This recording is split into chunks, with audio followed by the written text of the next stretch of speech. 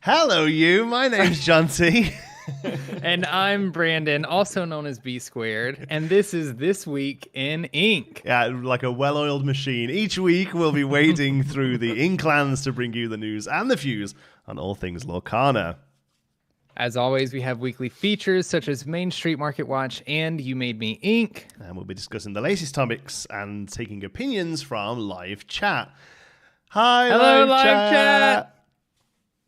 So without further ado, This Week in Ink, Disney Lorcana has been very busy since our last show, revealing 30 cards and becoming much more active on socials. They've been posting a lot more on Twitter and also have posted a news article on the official Disney Lorcana website.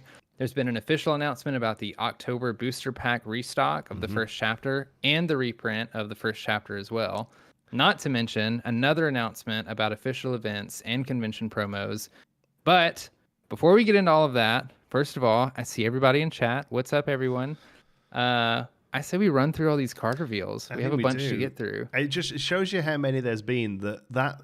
In that little script you got there, that 30 cards, that number's changed about 8 times since you wrote that script. Yes. Yeah, I highlighted it. I highlighted it in our outline because I'm like, I have to remember to change this. Otherwise, I'm going to mess it up in the live stream. It's pretty crazy. It's about half of what we've seen so far, I think, in this week. So... yeah, that's pretty insane. All right, we'll dive in then. So we're going to do these in that order there. Okay, so this is roughly the order they were revealed in. I think they might have changed around a little bit, but for the most part, this is the order they came in. So we start off with a 3-costed Inkable 3/3 for 1 lore in Ruby. Tigger, one of a kind. Dreamborn Tigger with the ability Energetic. Whenever you play an action, this character gets +2 strength. +2 strength. Is strength the right word? I always get mixed up. Yeah. Is it strength and willpower? Strength this turn. What do we think of this? I don't know if it's a good card. I think it's a fun card. I know some people are a little upset to see another Tigger because now he's not the only one. I thought that's where they were going to go. I thought set one Tigger, that's it. Never see him again. And I kind of would have loved that, to be honest with you. But it's not that way. So here's what I now hope. We get 1 Tigger every single set. Every single set there is a Tigger. He's in Ruby and he's fine. And in 15 sets time, we can build a mono Ruby Tigger deck. No, honestly, I'm hoping like seeing the Tigger characteristic or trait or whatever you want to call it. Like I hope we eventually see a card that says like all Tiggers get XYZ and we can just build a full deck of Tiggers and it's going to be so fun. Regarding this card, I mean, we've seen a couple cards in Ruby and Emerald that care a lot about actions being played with the new Floodborn Mini. And then like the Floodborn Mickey Mouse, Artful Rogue, cares a lot about actions being played and things like that. I do think Ruby Emerald actions matter was something that started in set 1. There was like Do It Again and Lady Tremaine that obviously didn't see play. I still don't know whether Lady Tremaine sees play, which is kind of crazy. I really hope there's more Ruby action stuff that really makes it viable. At the minute, I'll go for Mini giving me lore over strength. I don't find the combat tricky stuff is usually that useful. Yeah. With only 1 lore, like the difference between 3 strength and 5 strength probably isn't all that important. There are plenty of other Ruby cards and other cards you can run that will deal with threats rather than something that's conditional like this where you have to pay an action in order to get to 5. I'd like to maybe if this had Rush perhaps and you could use it as a Rafiki that could get bigger later in the game. So on 3 you could play it and it's a 3/3, but then on turn 5 or 6 you could play it and then an action to make something big enough, and it turns it into a melee. Like that probably would be a lot better, but as it stands, not a great start. All right, moving on. Hey Bobberton. I know him. He plays Lorcana with us on a Saturday at the store. Oh, cool. Next up, Donald Duck 5-costed Inkable 6/5 for 1 in steel. Donald Duck Deep Sea Diver. I really like the art on this card. Yeah. I think Nicholas Cole hit it out of the ballpark. This has a nice way of saying this. This is an Illuminateers card. This is great art. Shout out to Illuminateers in the chat. Great art, great lore, all the stuff they care about. It's a flipped Cerberus, right? Cerberus is a 5-costed 5/6. It's a steel captain. Yeah. Oh, there you go. Yeah, same stats as captain in Ruby, eh? So, and none of those see play, and I'd be surprised if this does as well. But can't all be bangers. Go ahead, you can take the next one. All right, next we get a inkable 2-cost Ruby card, Minnie Mouse zipping around. She has 3 strength, 2 willpower, and 1 lore. She's a common card as well. Not terrible. An extra strength is definitely a good thing, taking out the 3 willpower stuff. So not terrible. It's a vanilla, so there's probably better 2-drops to run usually, but as a vanilla, I don't hate the card. No, I don't mind this. Vanillas on a lower end of the curve are much more acceptable to me. Obviously, as you get later in the game, you want your cards to be a little bit more sort of impactful. But it's another shift target for the Floodborn mini, I guess. A turn later, but still it gives you eight Ruby minis to play now to shift onto. And that 3/2, kills Olaf's, it kills the other Minnie Mouse, I guess, weirdly. Mini versus mini. And trades up a little. Not awful. Really good art again. And you know what? It's not 3/2 for 2. I don't hate it actually. Does it replace Gaston? Maybe. It could do, because Gaston is the same, but reckless, right? But he doesn't have rush, so you're not gaining the rush with him. So I think it probably does. The only reason it wouldn't is if you're worried about an Emerald matchup against Cusco and Mad Hatter and all the 4 willpower people. Oh, I think that's a lot of reason why they. Right. Yeah. But otherwise, I could see many replacing Gaston. Four is an important number on the attack actually for like you say, for those willpower. So it's interesting though. But definitely much more interesting than Donald, I think. We carry on with the what are they called when it's is it they call them the Magnificent Seven or something, like Donald, Goofy, and all those? I don't know. It's on the edge of my tongue. They have a name for them, but another one Fab from Five. Fab Five, Fab Five. This isn't one of the Fab Five. It's not though. Fab Five. So there is the Fab Five. There's Mickey, Goofy, Donald, Minnie, and Pluto is the Fab Five, but then it extends to Daisy and somebody else. I don't know. Anyway, Daisy Duck's in here. I'm trying to segue like Liam does so effortlessly, and it's not happening. 4-costed inkable 2/3 for 2 lore. Daisy Duck's secret agent. Thwart. Whenever this character quests, each opponent chooses and discards a card. I really like this card. I think especially in the discard Emerald deck, which we'll see even more stuff in a minute.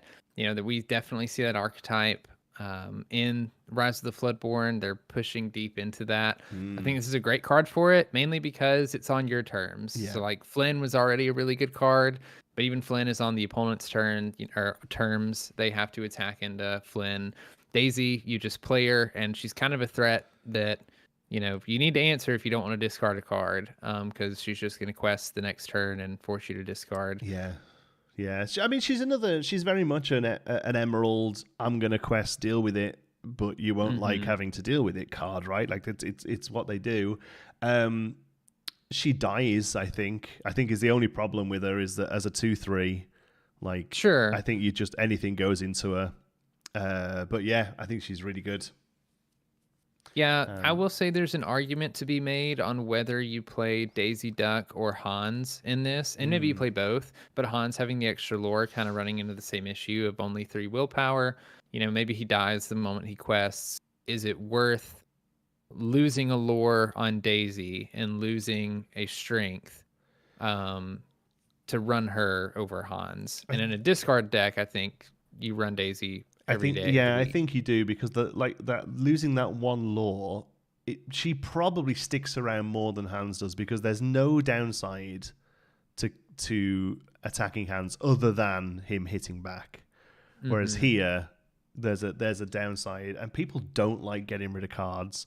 And this is a turn 4 play. So by this point in a discard deck, you may well have made them already discard 2 cards. Yeah. They might not have much left in their hand, right? That's what I was about to say. You Have Forgotten Me got really popular for a while, and it was a turn 4 play. If your opponent took the play, and assuming they ink a card and play a card every turn, on your turn 4, they have 2 cards in hand. So playing a Daisy on 4 really puts them in this weird situation where maybe they feel like they need to hold cards and not play them so that they can discard a card they want to, or they're just giving up, the card that they know they're going to end up discarding with Daisy, or are forced to use something to get rid of her that maybe you don't want to. Yeah.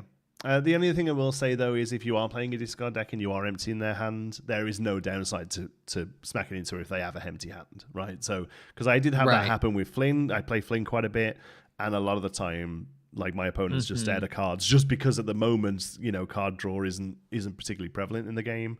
So they're like, well, I'll just kill Flynn. I've got nothing to discard anyway. So you might get that the same here, especially if you're pushing to discard them. A few people in the chat, said the Sensational 6 includes Daisy. So there you go. It goes up from the Fab 5 to the Sensational 6. There we go. All right, next up, another one of the Sensational 6. Yeah, we've got Goofy Knight for a Day. He is an inkable 9-cost steel card with 10 strength and 10 willpower and 4 lore. Goofy is a big boy. When I first saw this posted on Facebook, the top comment was, "Oh man, I wish this was real," because it looks fake. As soon as I saw this card, I out loud in my office at work said, "Oh my God, is this real?" And then all of my coworkers were like, "What are you talking about?" And then I went and I saw that it was on Twitter and in Discord, and I was like, "Oh my gosh, this is real." The 10 strength and willpower just looks so odd. Yeah, it does, and it's because the first time we've seen it, and obviously they've been formatted for single digits, So, but how it can go technically, it can go up to 99.99 now without needing a bigger space. So it's hilarious. I like that the card exists. I don't think it's very good. I don't either. And I think a lot of people wanted the card to be really good. There was a big, I say big, I mean, there was a little bit of debate over like, people hate hearing the this dies to removal argument, but like, I don't know. I feel like that's kind of this. It's like it dies to removal pretty easily. We have so much of it in the first chapter. We're getting a little bit more of it in the second. There's other ways to remove cards. And I just, by the time you get to 9, even if you ramp, I think I saw somebody, like if you use all of the ramp and sapphire and you get the perfect hand, the fastest this can come out is on turn 5, which is like just in time for Dragonfire. Just opens up to removal. Hey everyone, welcome. The dice removal argument is a lot more nuanced than just this dice removal, because anything without ward does, and even ward doesn't get you around be prepared or what have you. But I think when people say this dice removal, I think what they're saying is at this point in the game, if I'm devoting let's be honest, if I'm devoting my turn to putting something on the table, right, which is if this is a 9 cost, with outside of ramping, you are that's your turn, right? Like that's all you're doing on the turn you play this. All you're doing is putting this down. So if you are devoting your turn to playing something, it needs to affect the board state before it's your turn again. Yes. And that's basically when people say dice removal, that's what they mean. I think, at least that's what I mean when I say dice removal, and I like to give the other people credit as well. Because yes, a lot of stuff dies to removal. And obviously there are things you can do. IPA Music points out that, you can play this after an Aurora's down, give it ward. Yeah. And yeah, you can, but even still, at that point in the game, when I am putting all of my resources into putting something on the table, I want it to affect the board, not just be a big lump. Personally, I like to think that if Goofy was going to be as big of a card as some people wanted him to be, we would have seen more of the Steel Maui get played, and even maybe some of the Brave Little Tailor Mickey. We saw a little bit of that in some like Ruby Amethyst lists, but it kind of ran into the same problem where like you play it and it's a bomb, and if the opponent doesn't have an answer, then like it's not looking good for them. But a lot of times the opponent is searching for ways to get rid of it, and there's just so many ways to do that. Granted, it's a little bit different here. At least with Mickey, you could smash swords and get rid of Mickey. Yeah. Obviously, with Goofy, that's not going to happen. He's going to survive anything that's not just I play a card and Goofy's gone. But yeah, I agree with you on that. It's more about like, don't put all your eggs in one basket. If I'm spending 9 ink or my whole turn to play this card, it needs to do something, because if it doesn't, then I just wasted a turn and a lot of ink. You think it's like it's the top end of the deck, right? 9 ink is the top end of the deck. You look at the top end of other colors that we have. We have Elsa that shuts 2 things down when she comes into play. We've got Maleficent that just blows something off the table the turn she comes into play. Even like the Emerald doesn't really have a top end, but I suppose if you look at something like Genie, bounces something when he comes into play. Like everything has got like. I'm not saying that all big cards have to have enter the board effects for them to be good, but there definitely has to be something more than just look at this big thing you now have to deal with. I think First to 20 makes a good point. It's great for limited. It probably is a great card for limited, because limited games usually go a little longer, and obviously targeted removal is much more valuable and scarce. So yeah, it probably is a good limited card. But otherwise, yeah, it's hilarious, and we all had a good laugh about it being revealed, but I don't actually think it's very good. Moving on, 2-costed uninkable 1/1 in Amethyst, 1 lore, Pinocchio, talkative puppet.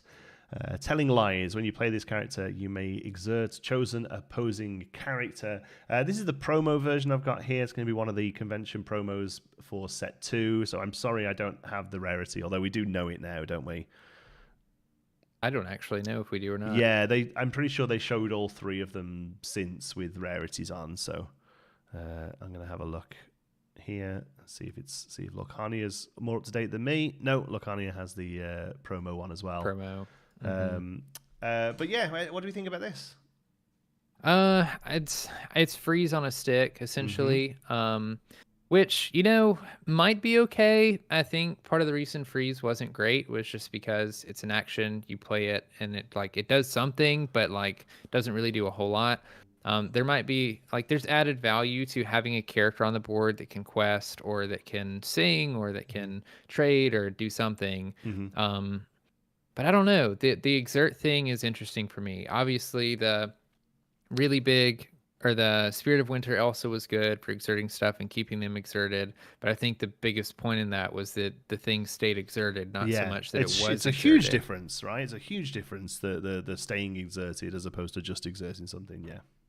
Yeah, so uncommon. I don't know. People are telling us it's an uncommon. I appreciate it. I think they all were, actually. I think the 3 promos all were uncommon. That makes sense. Yeah. I think, yeah.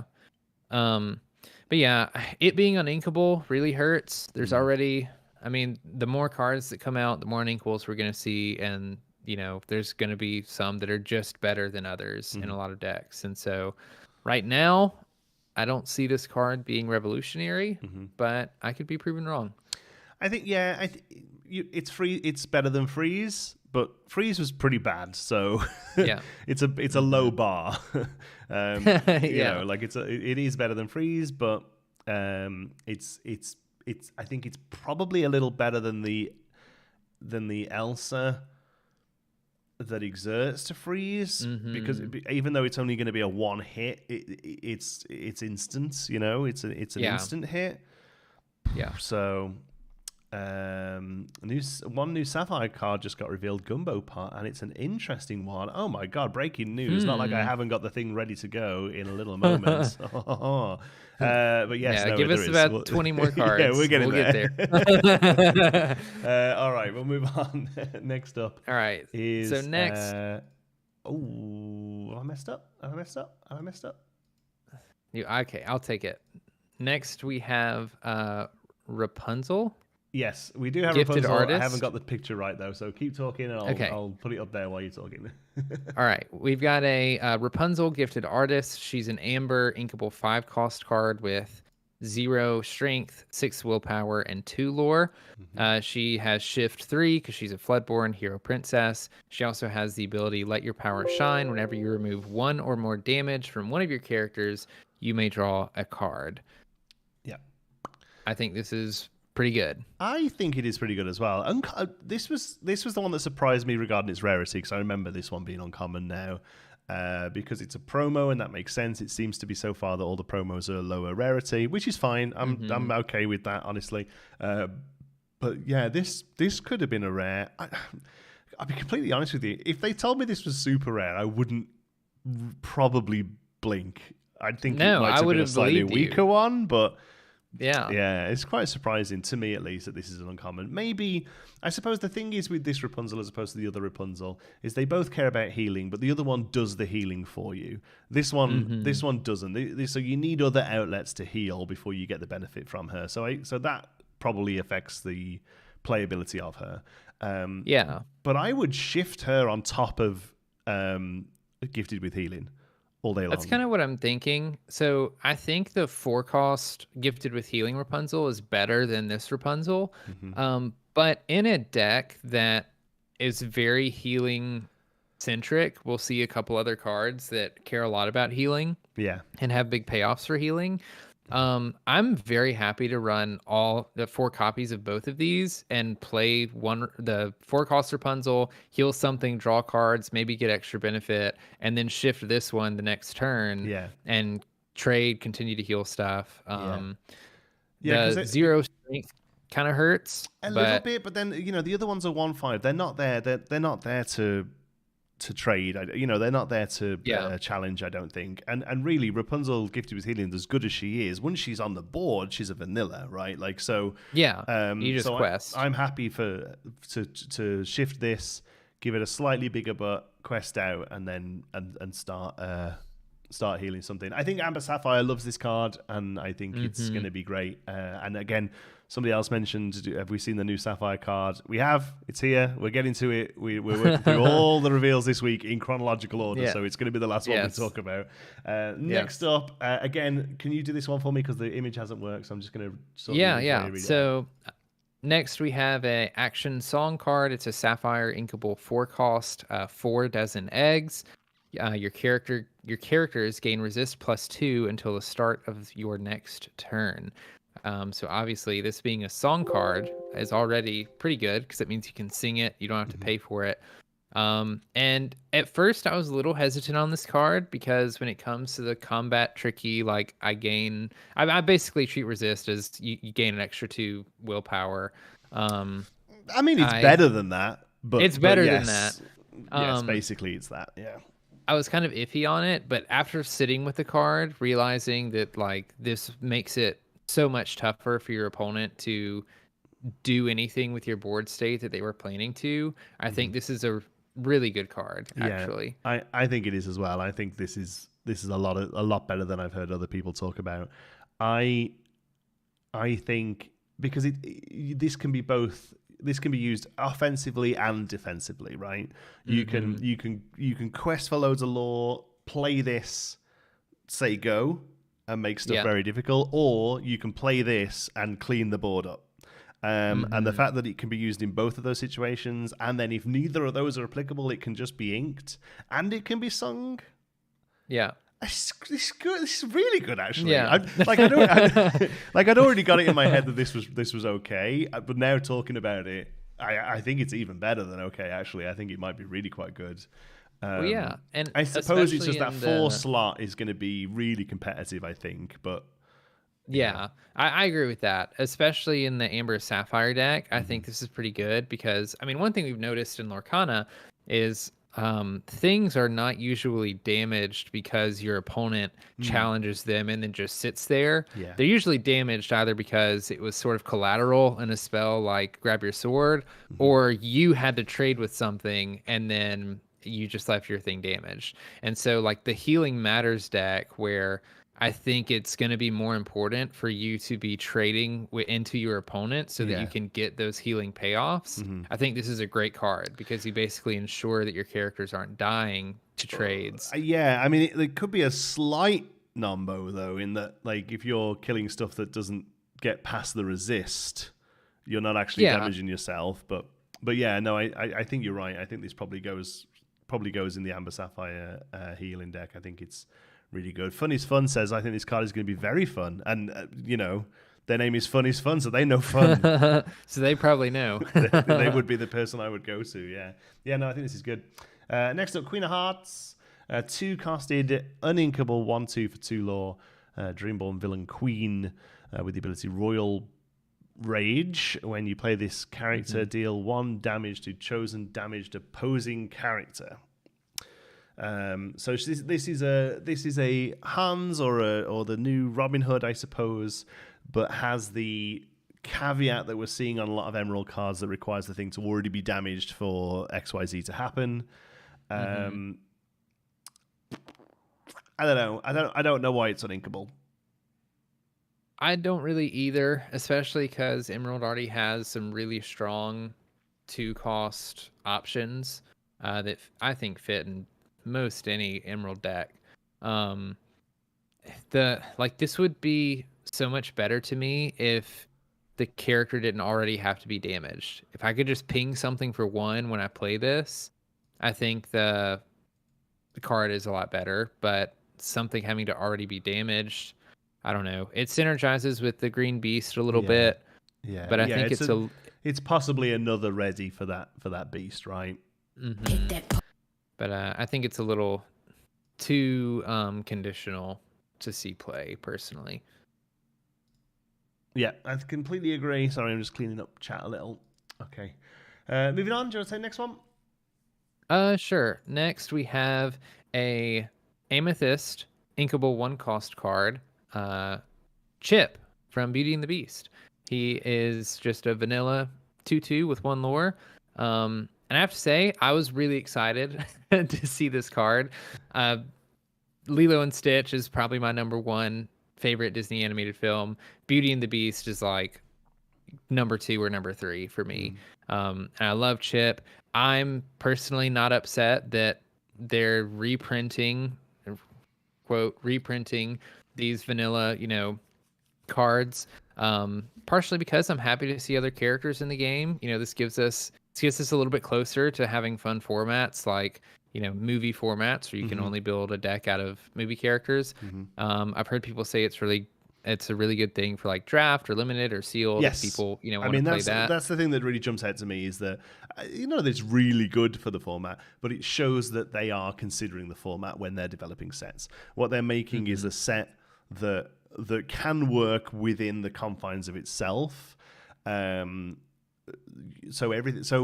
the interesting thing to me say is that the fact that we've seen Chip or Zip, as the French version is, for some reason, I can only assume that Chip is like an awful swear in French. But the fact that we're seeing Chip here, to me, says that we're probably going to see something similar to Friends on the Other Side, and we're probably going to see something similar to Dragonfire, because it's telling us that the set can work within the confines of itself. So that it works for draft and that. So that's really exciting to me. That's really exciting because they have said that there are going to be set 1 reprints within the starter decks, right? They've said that, and to me, I assume that is going to be things like Dragonfire, Friends on the Other Side, all of those uncommon staple stuff, because it's too early to actually reprint those. But what we may get is functional reprints, in as much as it may not be 3 and a song to draw 2. It might be, 4 and not a song, draw 3, or so. You know what I mean? There'll be something like that. That's probably a bit too good, but like there'll still be something subjectively similar that they can use. So there is a good hidden Mickey there, right on his eyebrow as well, which is good. Yeah. Not much to say about it other than what it means for the larger state of the game is exciting.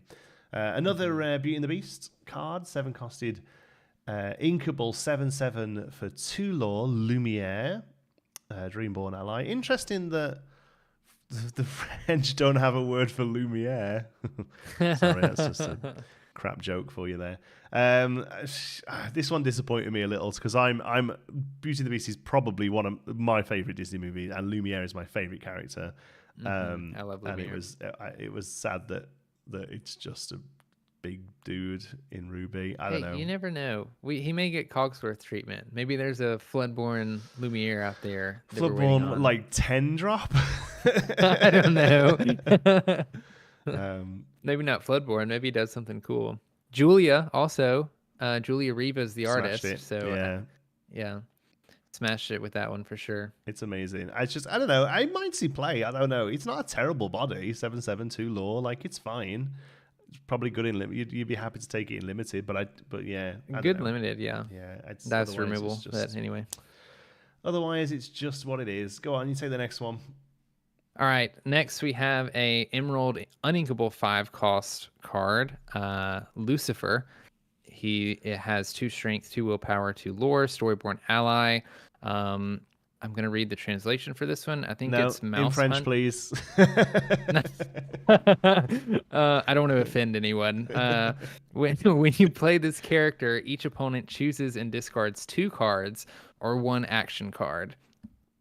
I actually really like this for the discard deck. At first, I questioned it a little bit because it's pretty expensive and the stats are very low. Line, man. It's really bad. And something that I've noticed with some of the discard cards, like I noticed it immediately with Prince John. Prince John only has 2 willpower, and which just immediately dies to grab your sword. And like discard won't be good if the characters I play that then have to do something for you to discard cards, like don't live the next turn. Then I realized, one, Lucifer does the discard on play, so that's already good. And then Bippity Boppity Boo's a song, a 3-cost song, so you could potentially like play Lucifer, sing Bippity Boppity Boo, pick him up, play him again, and force your opponent to discard like 2 to 3 cards in one go on turn 5. Just 5 uninkable though. I just think it's an aggressive cost. It's another uninkable Emerald card, which I feel like is becoming a meme at this point. It's definitely a thing the color has. Like, it's definitely a trait of the color is that it has more uninkable than others. I'm sure of it. And obviously they feel like it needs it. I don't know. It's a good target for bounce. So somebody in the chat, where was it? I just wanted to point out before we move on. Ruby looks very uninspired in chapter 2 from Kevio UK. I just think we haven't seen much of it yet, honestly. Although I will say that was Scar a legendary, the Scar Floodborn? Yes. Yeah, so he was a little disappointing, but we still have a Ruby legendary to go, right? I think so. And not much else of the colors. So I feel that it's like we've seen a lot of Emerald and we've seen a lot of Amethyst. So I just think that whilst those colors do look strong, it's just because we've seen more of them as it currently stands, I think. Yep. All right, 7-costed uninkable 3/6 for 3 lore in Sapphire Grand Pabby. I haven't got the translations up. It's whenever you heal 1 damage from a character, you gain 2 lore. At least 1 damage. Whenever you heal at least 1 damage from a character, you gain 2 lore. Woo. This card excites me a little bit. Am I correct in thinking that this works like when I heal a character, I instantly gain 2 lore?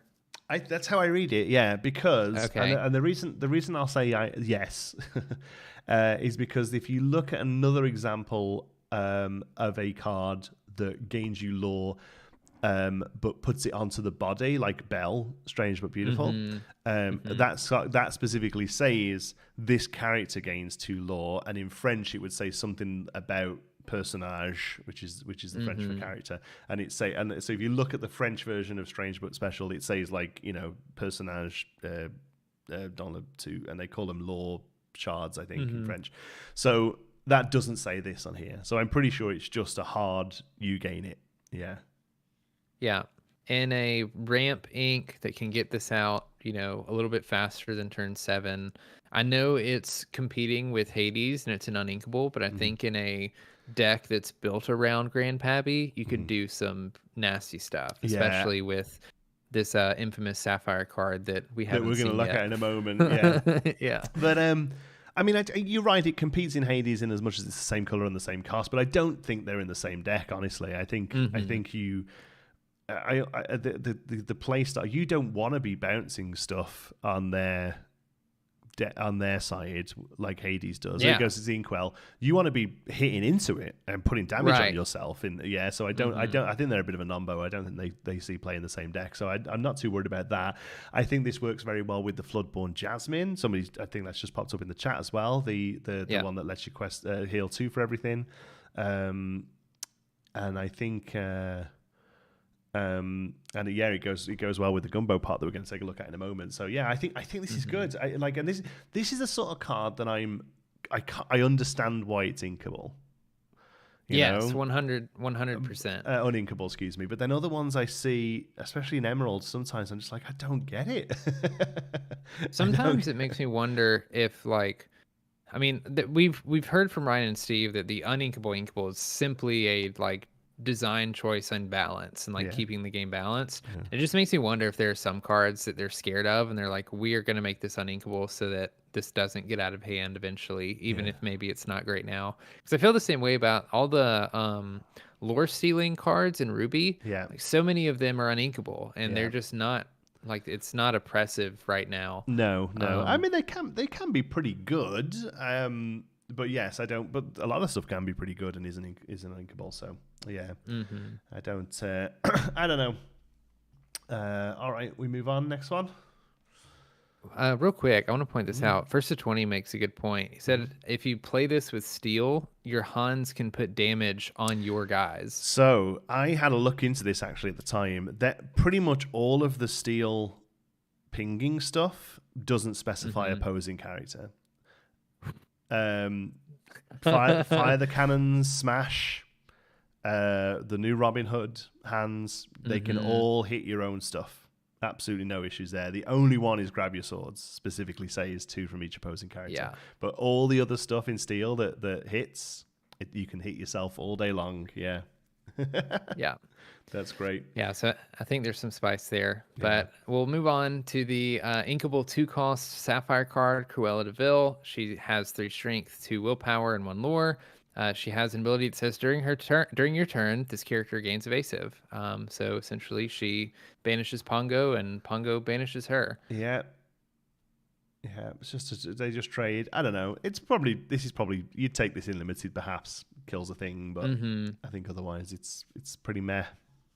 Yeah, it's pretty niche on trying to counter the evasives. And we talked a little bit about that last week where, I don't know, sometimes that's good, but evasives haven't been good enough yet that you really feel the need to run cards like this, I don't think. No, exactly. I think a lot of the stuff that sort of leans into specifically dealing with something, I don't think any of the things that they deal with are particularly strong.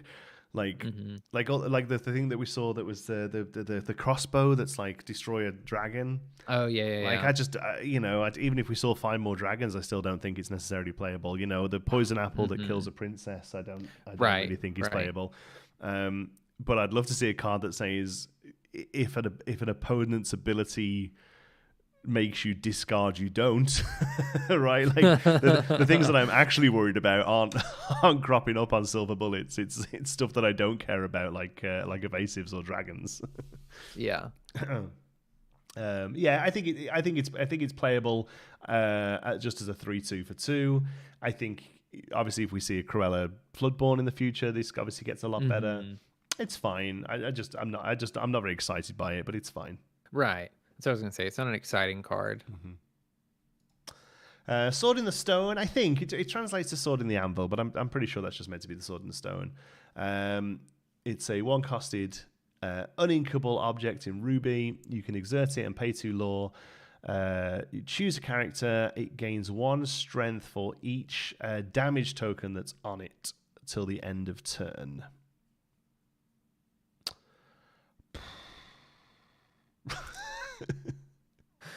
I don't know what to think about this card. If I feel like it's not good, but I feel like there's a ruby, amber, or sapphire deck or something that like you're already trying to damage your characters in some way so that you can heal them, and then maybe there's a payoff here. But I don't know. It seems like a lot. Yeah, yeah, there's definitely a route because there's something else that gets better with or the other item, the dinner bell, where you draw cards for how much damage is on it. Yeah. So there's yes, this goes in the same deck as that. This is the same kind of thing. But I would love to see.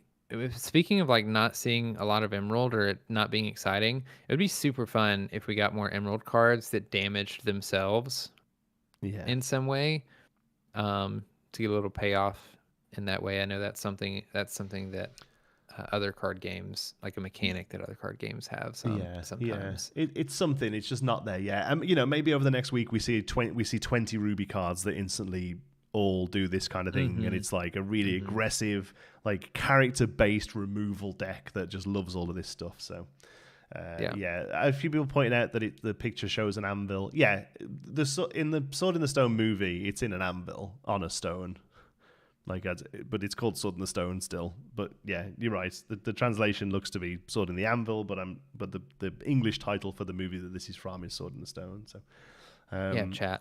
Yeah, chat. Know your relatively middling cuts of Disney movies. 7 costed Inkable 5/9 for 2 lore in Amber, Cobra Bubbles, Amber Triton. Anything else to say? I'm excited to see Bubbles. Yeah, that's pretty much it. Yeah. But you're right. It's Amber. It's Amber Triton. Nothing too exciting. Nice big butt in a deck that wants to heal stuff. Maybe it sees play. But as it stands, it doesn't fuss me in the slightest. We'll move on. 2 costed Inkable 1/1 for 2 lore. The Enchantress, Dreamborn Sorcerer, with the ability Real Appearance or something like that. This character, when this character is challenged, it gains +2 strength. This is interesting. I'm not sure. I think this is much better than it looks. Maybe, I don't know. It's another one of those I'm gonna quest, you deal with this if you like kind of card, isn't it? Yeah. Right. It's just a different way of doing it. I don't know off the top of my head all of the 2 drops available just in the game, but then specifically in Emerald, because for that reason, it being a card that's like, I just quest and then you have to deal with it. Like, I don't know that the 2 strength matters. We've seen with Flynn, like, so often he gets removed by means other than challenging, just between like sword. Like, honestly, it's a lot of steel stuff. Yeah. It's it. And if you're not against steel, it's better. And that's okay to have that kind of rock, paper, scissors meta. Like, that's okay. Some decks just don't do well against certain colors, I think. I'm just going to have a look at what 2 drops we've got. Go ahead, carry on talking, sorry. And so, like, I think it's good as another 2 drop that you can play for 2 lore and just quest. It probably takes out most of anything that challenges it immediately. So I mean, I think it's a playable card. I think it sees play in an aggro deck. Yeah, the obvious ones it goes up against are Cruella and Flynn. They're both 2 drops that do a similar kind of thing. I'm going to quest. You deal with this if you want to. Only other notable things are the 2-drop Aladdin with Ward, but that's only really there as a shift target for the Ruby one. And then the new Bucky they showed is also a 2-drop in Emerald, but he doesn't go in this deck. That's in a Floodborn Matters deck as opposed to an aggressive Emerald deck. So yeah, I think I like it. I think you play this with Flynn. Does this replace Cruella? I never feel great about Cruella de Vil, honestly. I don't either. So I think if you're playing an aggressive Emerald deck that plays Cruella and Flynn, I think you could swap this out from Cruella and get as much, if not a bit more, value out of it. I think this is good. Rockstar Stitch, it's cool. Yeah, I suppose it is really. It's 2-drop that comes out exerted and is tricky to kill. And it's inkable. Yeah, true. It's inkable, so It's that's one. already It's worth one a of the. lot It's one of the for four. Emerald. Yeah, one of the four inkable emerald cards. Yeah, I think I've taught myself around a little bit. I think she's probably better than I originally gave her credit for. But I want to see her in a deck, but I don't think she's awful here. All right, next up, go ahead. Okay, next up we have an Amber inkable 4-cost card, Mulan, Reflecting. She has 3 strength, 3 willpower, 2 lore. She's a Floodborn hero prince. Shift for 2. She has an ability Honor to the Ancestors. Whenever this character quests, you may reveal the top card of your deck. If it's a song card, you may play it for free. Otherwise, put it on top of your deck. I love Amber. It's my favorite ink in Lorcana. And I really love this ability. Because songs are so strong, being able to sing them and play them for free is great. But to not even have to, I guess you're questing with Mulan, which is essentially, But I guess you could count it as singing. It's still but you're too getting low, lore, though, right? Yeah. I think the trick is going to be like, one, are there good enough songs that like this is consistently good, and two, enough of them to be top decking them essentially to find them. Obviously, there's the Reflections card that didn't see any play in the first chapter. You could play with this. I don't know if I don't know if this pairing is good enough to run both. I don't think it is. And I think the other problem is that whilst Amber clearly cares about songs, obviously, we have the Aerial Singer, we have this. I don't think the Amber songs are particularly very good. Yeah, right. I agree. So at the moment, at least, I'm sure we're going to see some good Amber songs, I feel, in this set. But at the moment, at least, you need to pair Amber with a color that's got strong songs, which is why Amber Steel is so popular, right? Arguably, Grab Your Swords and The Whole New World are, the best songs in the game. So you can totally understand why that. And this goes in the Amber Steel songs deck, no problem. You'd think it would, but the amount of times that I played Aerial this weekend and whiffed on the top 4 cards of my deck, I don't know that there's enough songs to warrant having Mulan in the deck. But I'm assuming this comes with songs. We must there's no way we don't get any good Amber songs. We've got to get a couple of good Amber songs. I hope so, because I agree with you in that the Amber songs, they're just not great. They're nothing special. No, they're just you're doing it to get the hit and they're wheel turners, right? It's stuff that it lets you dig deeper into your deck. It lets you bring stuff back. It's that, but none of them are letting you get to your win condition, right?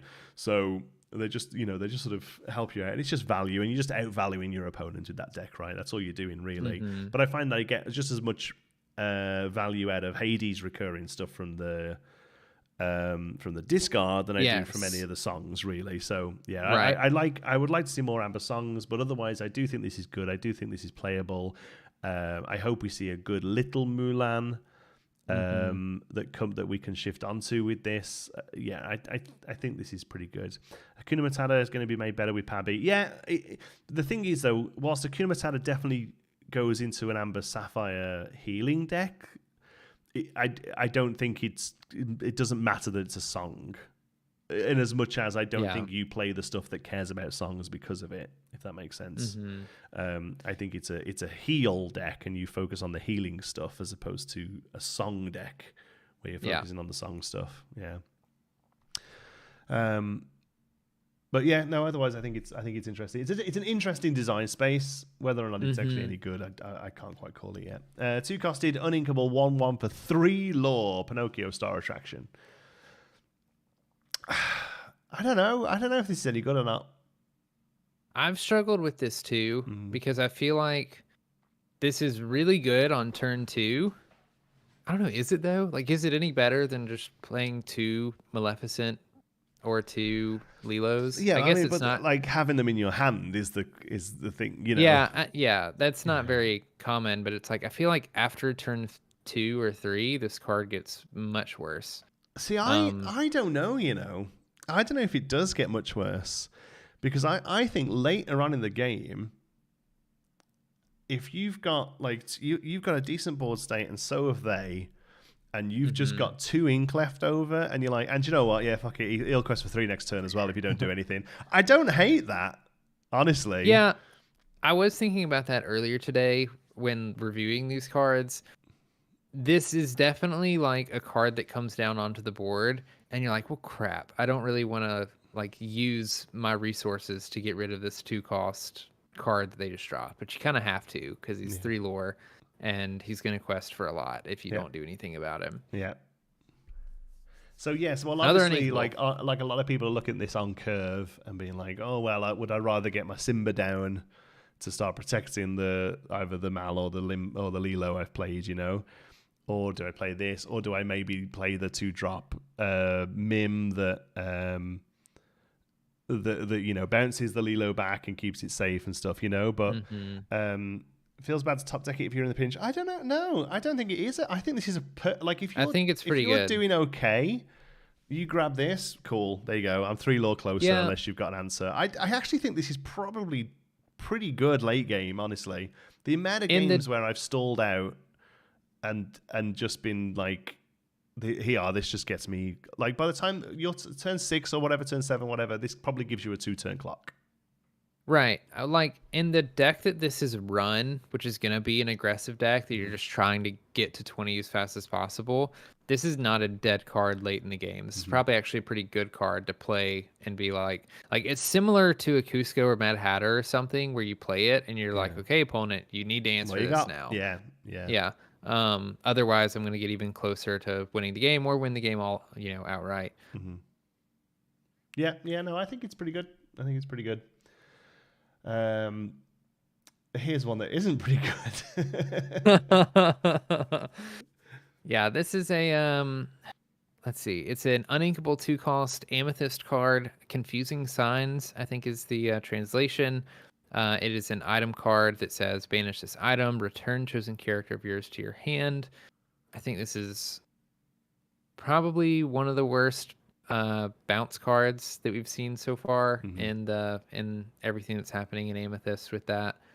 Primarily because the other bounce cards, you're at least getting a unit out on board. You're getting some value. There's an upside to you playing a card and having to bounce something else. Yeah. This is just, I'm getting a card out of my hand and then putting it in the discard to put something else in my hand that's already on board. What's the best that this card can do? If we have Arthur out, who says when something's returned, you get 2 lore, is it? Yes. And then we use this to bounce the Merlin, the goat that says when this comes back, you get a lore. A lore, yeah. So current perfect situation. This is discard, gain 3 lore. And I don't think that's good enough. Like, that is really good, but it requires that exact board state, right? Having the ability to play this or have this already out. It only really helps that it's an item. All of these that are items that just discard themselves, I don't understand why they're not actions. It's only because other people might care. Other cards might care that it's an item, right? Yeah. But I think there's something to be said about. Now, granted, I don't think this makes this card good. Yeah. But like on turn 2, you can play this card, and it just sits there. Yeah. And then turn 3, you play Arthur. Arthur. And then turn 4, you play Goat. And then at that point, your opponent can see what you're doing, so they're probably going to stop you from doing it anyway. But kind of the way that Poison Apple worked, just it sitting there and being like, I dare you to play a princess. Yeah. That's better. That's much better. Because this is saying, better. I dare me to bounce something. Yeah. You're telegraphing to your opponent okay, look at the stuff that's good to bounce on his board. He wants to bounce it. Yeah, kill it before I get to bounce it, kind of thing. Yeah. I guess technically, if it was sitting on board, you could play the card and then bounce it the turn it had. Oh yeah, so I guess on turn 4 instead, you would play Goat. Yeah. Does Goat get a lore when he enters? Yeah. I don't think so. It's just when he does? Yeah, enters and exits, yeah. He's great. So he's the Goat. So you would so you play this turn 2, Arthur 3, then on 4 you play Goat and immediately bounce Goat, and then that's pretty much it. That's great. In that perfect situation where Arthur survived into turn 4, having had all of those in your opening hand or top deck or drew them. Yeah. All right, we'll move on. 3-costed inkable 4/3 for 1 lore. Prince Horace Steele. Yeah. All right. Anything else to say Not about much that? to say. Okay, Nope. we'll move along. Next up, we have a 6-costed Inkable 3/4 for 3 lore Floodborn Basil Great Mouse. Is it Basil? That's Basil. Basil, and we'll talk Basil. about that. We'll talk about that in a moment. Oregano. Shift 5. There's always a chance if you used Shift to play this character, you may draw 2 cards when he enters play. So first of all, let's just point out, I've heard 2 North American content creators now refer to this card as Basil. I have absolutely no problem with North Americans and Europeans or British or English people pronouncing words differently. That is fine. But this is a proper noun. It is a name and therefore has a correct pronunciation.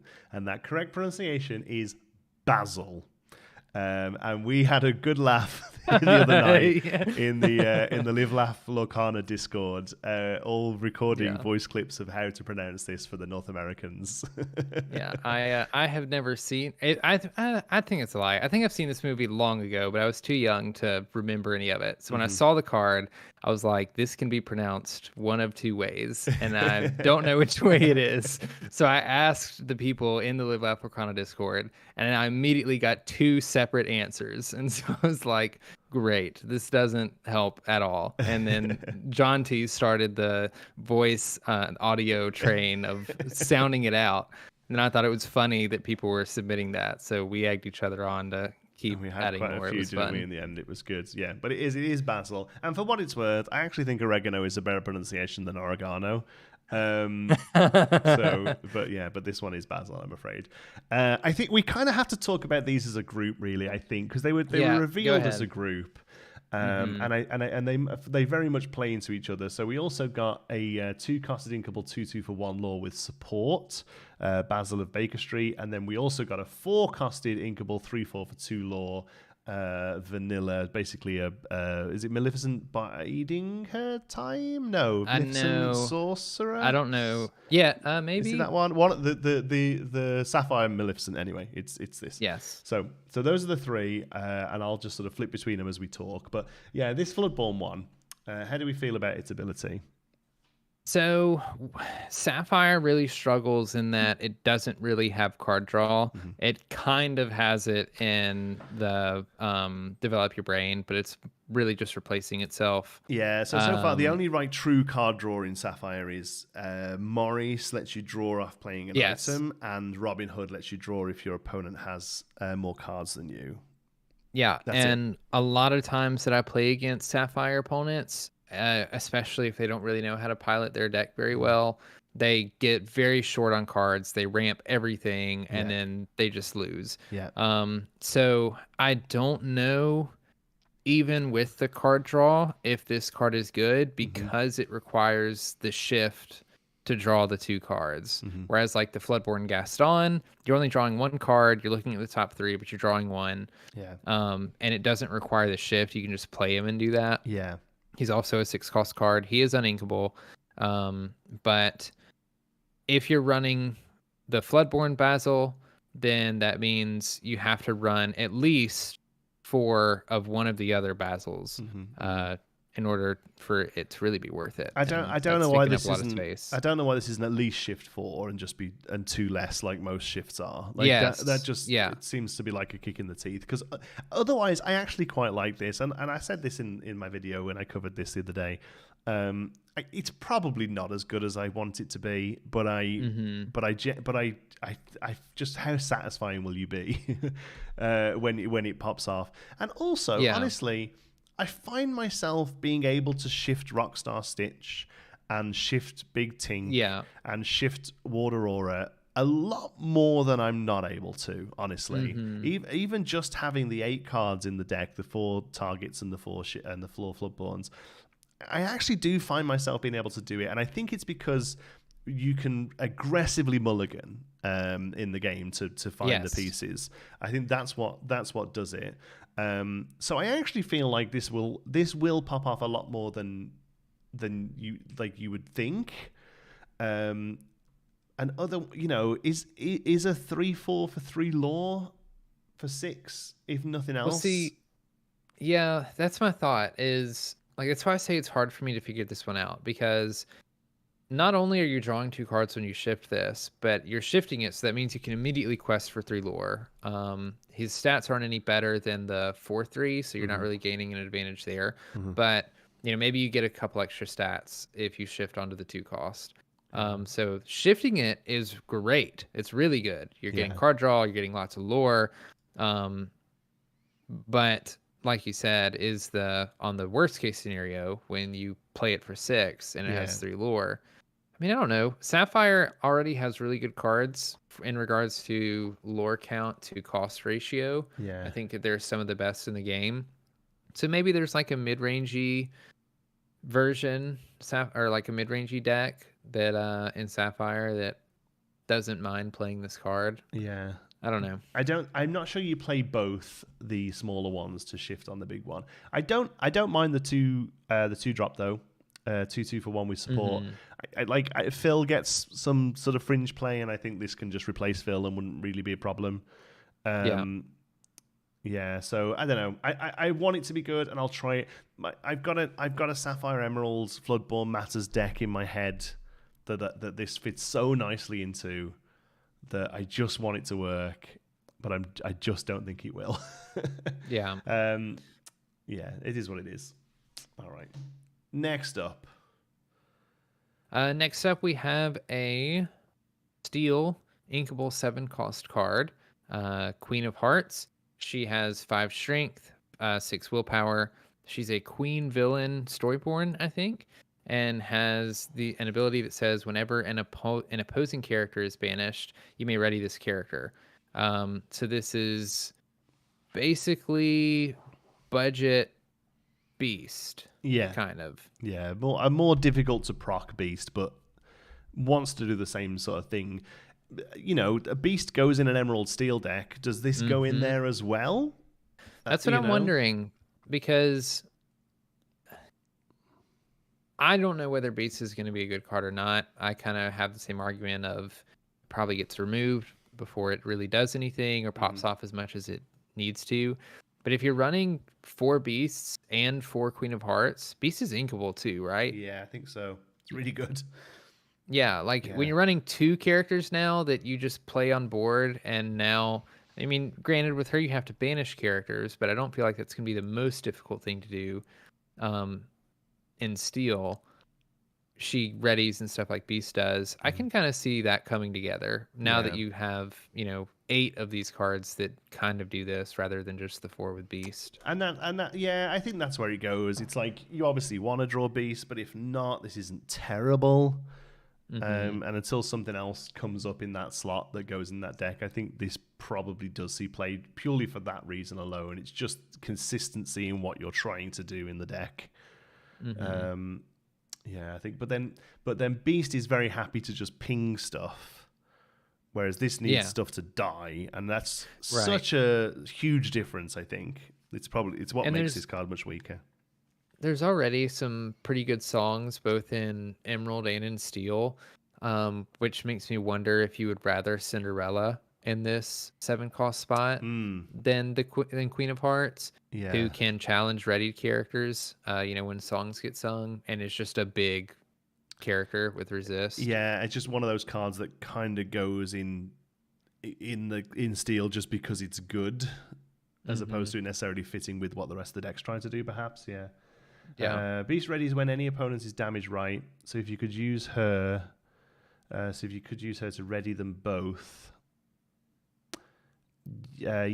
I think I'm not quite sure what you're trying to say, but basically these do the same thing, but the Queen of Hearts the thing has to be banished, whereas with Beast it just has to be hit.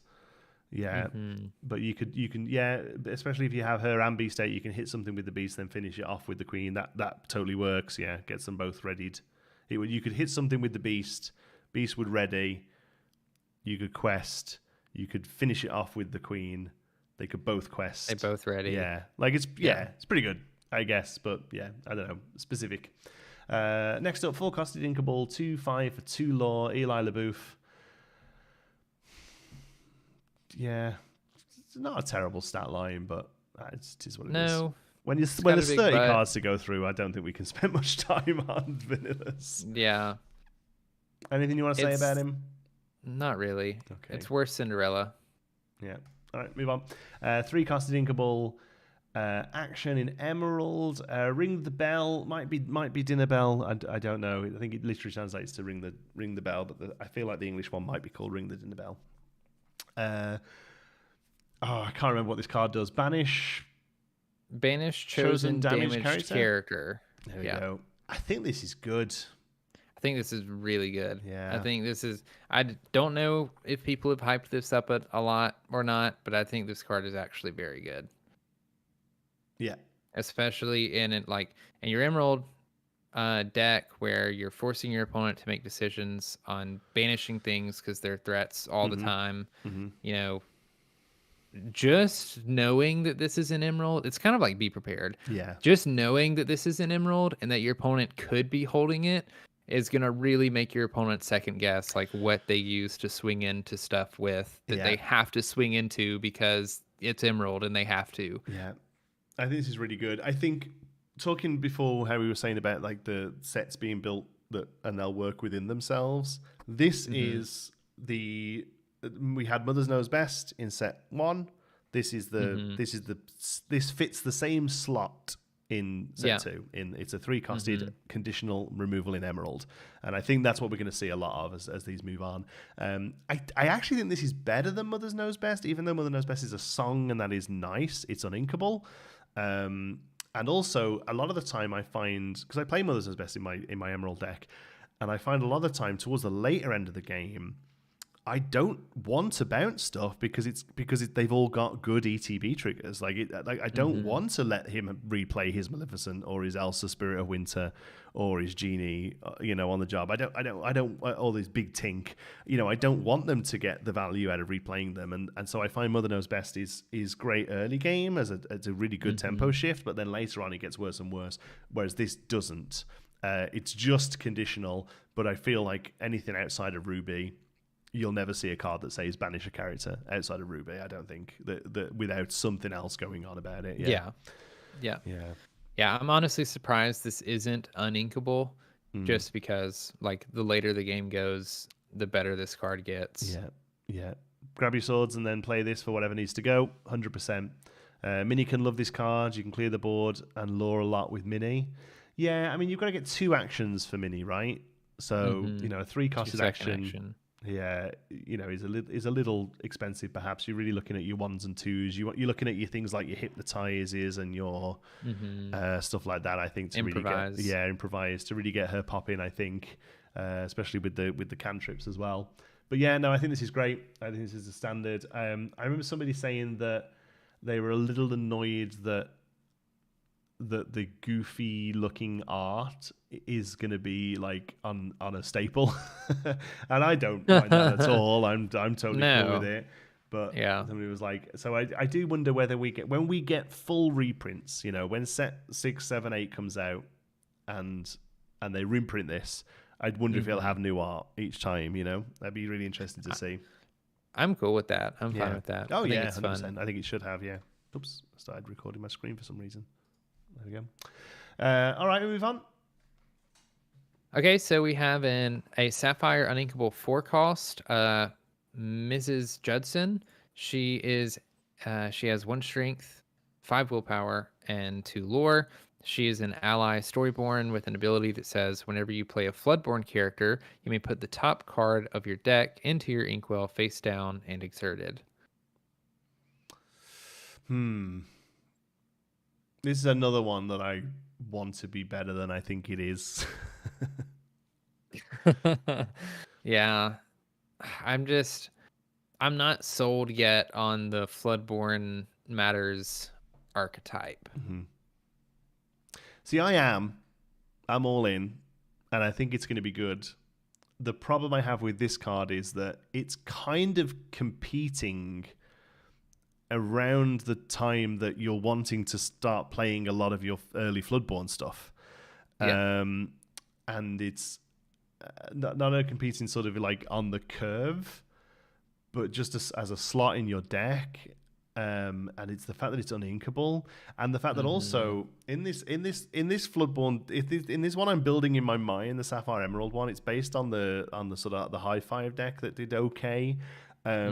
Like at 4, I don't know how much more I'm going to be wanting to ramp. If I'm able to start playing my Floodborns, you know, how much more of my deck am I going to want to put into ink? I suppose it sort of frees up your hand to be playable if you're just inking from the deck.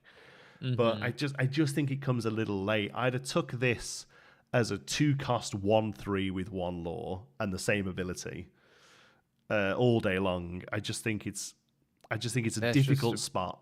Yeah. And somebody points out there, you often miss your foreplay because of Detective Mickey as well, which is a great point. That's what I was going to say. We've talked about it before in Sapphire. Yeah, you just miss the 4 costs most of the time anyway. Yeah, that's a shame. I like the idea of it, but I hope that we see a better Mrs. Judson in the future. That's slightly cheaper but does the same thing but a little earlier. I'd be very happy with that. All right, we're moving on to today's reveals then. It was a bit of a quiet day, really. But this one was shared on Twitter earlier. A 3-crosted, uninkable 2/4 for 1 lore Belle Bookworm, Storyborn Hero Princess, with the ability to use your imagination. While an opponent has no cards in their hand, this character gets +2 lore.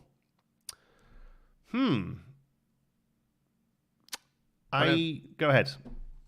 When I first saw this card, I got excited because it was more discard stuff, and immediately thought this would be a great card to throw in your discard deck because it's kind of like the thing you're moving towards, right? You want your opponent to have 0 cards in hand, then your payoff is you get to quest for a lot of lore. And that's the big thing, I think, is that it's a payoff for all of this, right? You can discard people's hands as much as you like, but that doesn't get you closer to winning. It makes it maybe easier for you to win, but it's not actually gaining you a win con, and this is giving you that. But I feel a book coming. Yeah. 1, it's another uninkable Emerald card. And 2, personally, I would just play the 4-cost inkable Hans that guarantees a 3 lore quest unconditionally. Then I do want to do this and have to go through the work of making just all the conditional of the opponent not having a hand, because I mean a whole new world messes this up. If the opponent ends up drawing more than 1 card their next turn, then it might be difficult for you to discard enough to get this off. I don't think the uninkable and trading a willpower for a strength is better than just a Hans that can quest for 3 anyway. Limited say this kind of card makes your opponent make bad decisions. There will be many players who will be wondering about whether to play that last card in their hand because of this. Maybe you're right, but again, at that point, there are cards with 3 lore on them for around the same cost of this, and like you say, you're just going to get the 3 lore on them. If this was an engine and a payoff, if this discarded a card when it came into play, and then also, look at the good Belle. Well, I think that Archer one's very good actually. But if you look at the Sapphire Belle, she is both an engine and a payoff. Your payoff for having lots of ink, and also she helps you get more ink, and that's what I think these cards kind of really need. So this needs to be, here's a payoff for having no cards in their hand, but I'll help you get there as well. Shift target for the other new Emerald Belle, and that's my issue with this. I don't think it is. No, I don't think it's good enough. And not only that, it's too expensive because the shift cost is 3. So you're losing tempo, but also this card's ability comes after the Floodborn's ability in the order you would want them to have, and the Floodborn empties their hand, then this is next. Because whilst their hand is empty, it quests for more.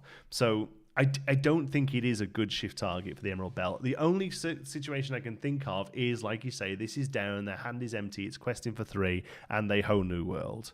And then instantly this card is dead on board, so you shift onto it with the other one and start getting extra value. But I don't think shift is like, well, I might as well shift. You want a shift to come down and get you somewhere, right?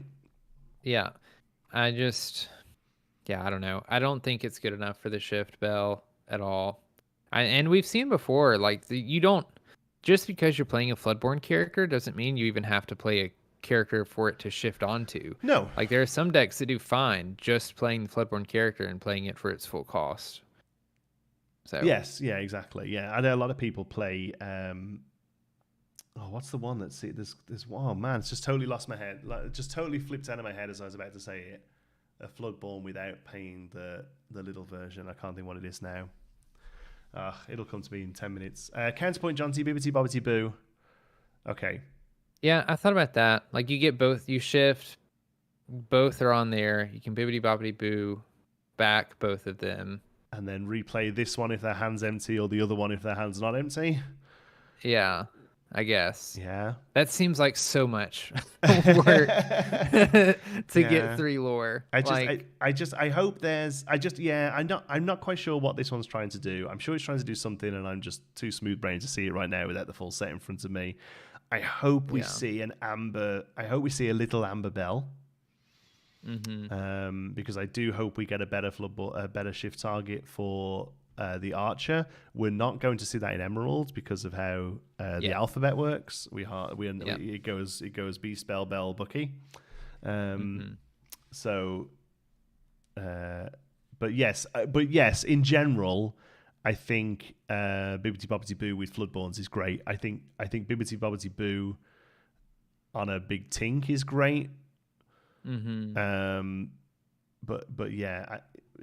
not sure about this one. I hope we figure out the line for it because I think it's a great looking card and I love what it's trying to do. But the cost just sits weird with the Floodborn one. And we have one more hot off the presses. You can take this one. So this one was revealed about an hour, well, probably a little over that now, probably 2 hours ago. On the Illuminators live stream. It is Gumbo Pot. It is an inkable 2-cost Sapphire item card. If I remember correctly, you exert it. Do you pay any ink? And then you heal one. Just exert it. No ink. The best I've just ever exert tasted. It. Exert this. Remove 1 damage each from up to 2 chosen characters. Yeah. So I think this is a really good card with Pabby. Because if I understand correctly, this triggers Pabby twice, which means you would gain 4 lore on this item trigger. If you have 2 things to heal, of course. Yeah. But I think that combo would be great, mainly because you can play Pabby on 7 and then immediately use this item, and you've just immediately gained 4 lore. Yeah, because he's just got to be on the board, right? Like, it's not even... Yeah. And we're seeing so much of that. We're seeing so much, like, gain lore that turn you do stuff. There wasn't that... Was there anything in set 1? I mean, other than, like, obviously shifting stuff. The only thing was if you shifted a character that got extra lore, or you played Eye of the Fates, yes, that was it. And surprised your opponent. That was the only opportunity for someone to surprise immediate get lore that turn. Yeah. Do we think this is better than Coconuts? I think so. Yeah. Personally, I think it not being conditional on having to have a character to play, and I can just, as long as there are damaged characters on board, I can use this card. And granted, it only heals 1 damage, but I feel like you probably care a little bit less about the character going up to full and a little bit more about all the things that are happening because it gets healed. Yeah, because you've got Rapunzel as well on top of this, that will draw you cards. This will draw you 2 cards from Rapunzel, I think. So yeah, I see a lot of payoff with Gumbo Pot. I think it's going to be a really good combo item in that Sapphire Amber healing deck. Yeah. Sunsorch says using Pocket Watch to rush Aladdin can gain you lore on the turn it comes out. Yeah, I mean, like, but the Aladdin was kind of covered with the Floodborn, I guess, really. Like, if you can get him out and get him swinging on the turn, I think, it's another way. But yeah, there's a lot more in this set already. We've already seen how many cards do you reckon we've seen that gain you lore just on the turn the card is played? I mean, immediately there's the Amethyst item that does it. I forget what it's called. I think Sorcerer's Spellbook. There's Pabby. I I know there's more, and I'm drawing a blank at this point. Isn't there? There's an item that's just like tap to gain a lore. That's what I mean. The amethyst item. It's amethyst, is it? Yeah. Yeah. Yeah, I reckon there's probably about 4 or 5 cards in this set we've seen so far that just gain you lore when the card hits. Tell you what, shall we have a look at another one? Yeah, I think so. I mean, that was that all of the cards this week. I spent all this time. That was revealed about an hour ago. So yeah, we can't. That has to be all of the cards in between the last show and this show, right? That's it. I can't imagine there's anything unless somehow we had one to show right now. Wait a second. Are you telling me? I'm telling you that we have that I'm going to show another card to showcase. I'm going to show you the one that I sent you on Discord about an hour and a half ago. Yeah, and let's see it. My segue was attempting to be that this is a card that gains you lore the turn it's played. It is another one of those ones that just comes down and hits. Are you ready, folks? Drum roll, please. They're both 2 terrible drum rolls right there. But here we go. The world premiere of Pack Tactics. This is a forecasted inkable action in Emerald. Gain 1 lore for each damaged character opponents have in play. This is a rare card with awesome art from Don Aguilo. I'm so sorry. I'm terrible with the European names. But hey, look at that. We've got a card to show off. How cool is this? Only on episode 2. Awesome. And we've been legitimized. We've made it. We can quit now. Thank you. Yeah, that's it. We've peaked. We have peaked. It is all downhill from here. Thank you so much to Team Lorcana for letting us show this to you all. Incredible art. I think this is awesome. This is from Emperor's New Groove. There is flavor text. Sorry, we should read that out as well. Flavor text says Pasha, spelt correctly. You want to. That's something we're going to talk about later on. You want to survive the jungle. Start thinking like you belong here. Cusco, no problem. Grr, look at me. I'm a jaguar. And then loads of animals give him a chase. I think this is pretty good. I mean, I'm going to be biased because it's one I got to show off, but look, this is pretty good, I think. It's good because it's inkable, first of all. An inkable card in Emerald. Oof, that's 6 now. Yeah. Yeah. And so that automatically is great. But yeah, I think this is spicy. I think this is really good. Being able to damage, or whenever opponent stuff is damaged, you can gain lore off of it. You definitely play this in the deck that cares a lot about damaging and pinging the opponent in Emerald and Steel. And I think it's a really good thing. You run 4 of these for sure. Absolutely a 4 of in the Emerald Steel deck. I just think it has so many things going for it. Like you say, it's uninkable. It's not an awful cost. Opponents have in play, so it's even better in multiplayer. Which it's not very important for a lot of people, but I play a lot of multiplayer Lorcana. This is even instantly better than that. Can you imagine playing against 3 other players and playing a grab your sword and there's 7 characters that get damaged? Big tink, playing a big tink, and then you know what I mean, and hitting 9-10 things and just being like, oh, and I win. Actually, I've just won. Yeah, this is literally oh shit, I've just won actually. Yeah. So yeah, it's and like I say, I think the other thing is as well. This also. Stuff like Grab Your Swords and Big Tink are incredibly strong cards, but they can get a little outpaced towards the end of the game. When people are putting down 5/5s, 5/6s, 4/7s or whatever, the stuff like Grab Your Swords starts to get a little outvalued. And you do see sometimes. I mean, I see this a lot. People will play a Grab Your Swords because they're like, oh, and a Grab Your Swords, I guess, because it's not going to kill anything, but it might make some trades nicer later on. But now, instantly, this is, Grab Your Swords and then, then gain some lore. Chris Day said it's a multiplayer card. It's better in multiplayer, but I don't think this is awful in 1v1. I think it's great and constructed as well. I think so as well. I think this is easily 3. I think this is easily 2 lore, 3, 4 lore quite comfortably. Yeah, I think this goes great with Grab Your Swords. It goes great with Tinkerbell. It goes great with the Beast, the Readies. I just think it's really good, and I'm very, very happy we got to show it to all of you. I think yes, it's the best thing I've revealed. Yeah, and I think it might be the best thing you've revealed as well. Yeah, it's really good. Yeah, I love it. There we go. That was all of. I'm talking like it's the end of the show. It isn't. We've got. No, we're about halfway through. People, buckle in. Kidding. So there we go. Pat Tactics. We'll show it off again. Has music just started for you? I have it muted, so the stream muted at least. And it's a little behind, so. Oh. I've just suddenly started hearing music from somewhere. I don't know where it's come from. Can anyone else hear that? That's Chat, so weird. Do you guys hear music? Where's that come from? There it is. Found it. Got rid of it. Sorry about that. There we go.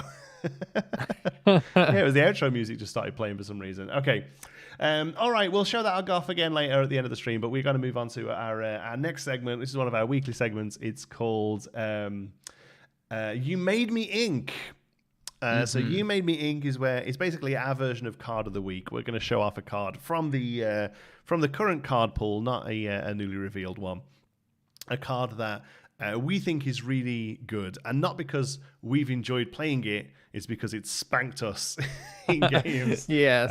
And this week, You Made Me Ink is a card that made me ink all week long, and that is the Musketeer Tabard. Musketeer Tabard is a steel item that says all for one and one for all. Whenever one of your characters with Bodyguard is banished, you may draw a card. Yeah, so my boss, for those who don't know, I'm a manager at an LGS, and the owner is also big in Lorcana, big fan of the game, and we play lots. We play a couple of times a week after work, and we both turn up on a Saturday morning when we're not actually rotated to work, and we play in our league. We don't collect points or anything, but we're just there for people to get games in with us, and we have an absolute blast. And he's played a few different decks over the metas over the 3 months, similar to myself. His most recent one, though, is an Amber Steel Bodyguard deck that plays all of the Musketeers, every Bodyguard, and the Musketeers Tabard. There are, I think he told me there was 28 cards with Bodyguard on in the deck. And then the 4 tabards. So over half of the deck is sort of cares about the Bodyguard stuff. Yeah. And it's absolutely wiped the floor with me. So I actually changed my deck out this week. I was playing pretty much the meta Amber Steel songs, and I got a little bit bored of it. I just played it a lot, and so I changed it out, and now I'm running an Amber Ruby sort of ketchup and mustard. There's similar to the Ducky deck that's been doing well on Pixelborn, although it is built myself, and because I'm slightly limited in some of the Amber stuff, I don't have a full play set of the top end Amber stuff. I'm running 2 Rapunzels, 2 Carefree Surfers. But other than that, I've made a couple of changes myself as well. I play a little bit more character heavy. I don't bother with the one of the Shield of Virtues and things like that. And for the most part, it's doing incredible. It's on like 80-90% win rate or something like that. I only play in real life. I don't play any of the digital clients, so I don't actually have hard data. But for the most part, I think I got 10 games in on Saturday and it lost once. But yeah, man, this thing is just absolute value tearing. And not only has he just spanked me with this Musketeer deck, I am genuinely surprised that it isn't a meta deck, because it has so many answers and so much value. It's got Bodyguard stuff, so challenging often doesn't work. Everything's got big butts on it, so a lot of the damage focus removal doesn't work. If you eventually do get rid of stuff, he draws cards. Like two of the games I played in this week, he had 3 tabards out. So even when I be prepared, he was like, oh, okay, so that's 9 cards I'm drawing now. Pick up 20 cards. And yeah, he just absolutely ran away with the games. I eventually got 1 win against him with this Ruby Amber deck that I built, and it was just because I just very early on had a decent start and was able to get rid of a lot of stuff. But I'm not playing. I imagine how most people aren't. I am not playing item removal. I'm not playing beast. Yeah. I'm not playing break. So when those tabards come down, there's nothing I can do about it, and I just know that from now on, when I deal with something, he gets a little bit more value out of it, and the next time he plays one, he gets even more value out of it. And he's running away with it. Honestly, like it's really. Is it something you've even come across? No, I haven't played against a single one of these. And I'm kind of surprised with you too. I thought that Bodyguard, just in general, would be bigger in the first chapter.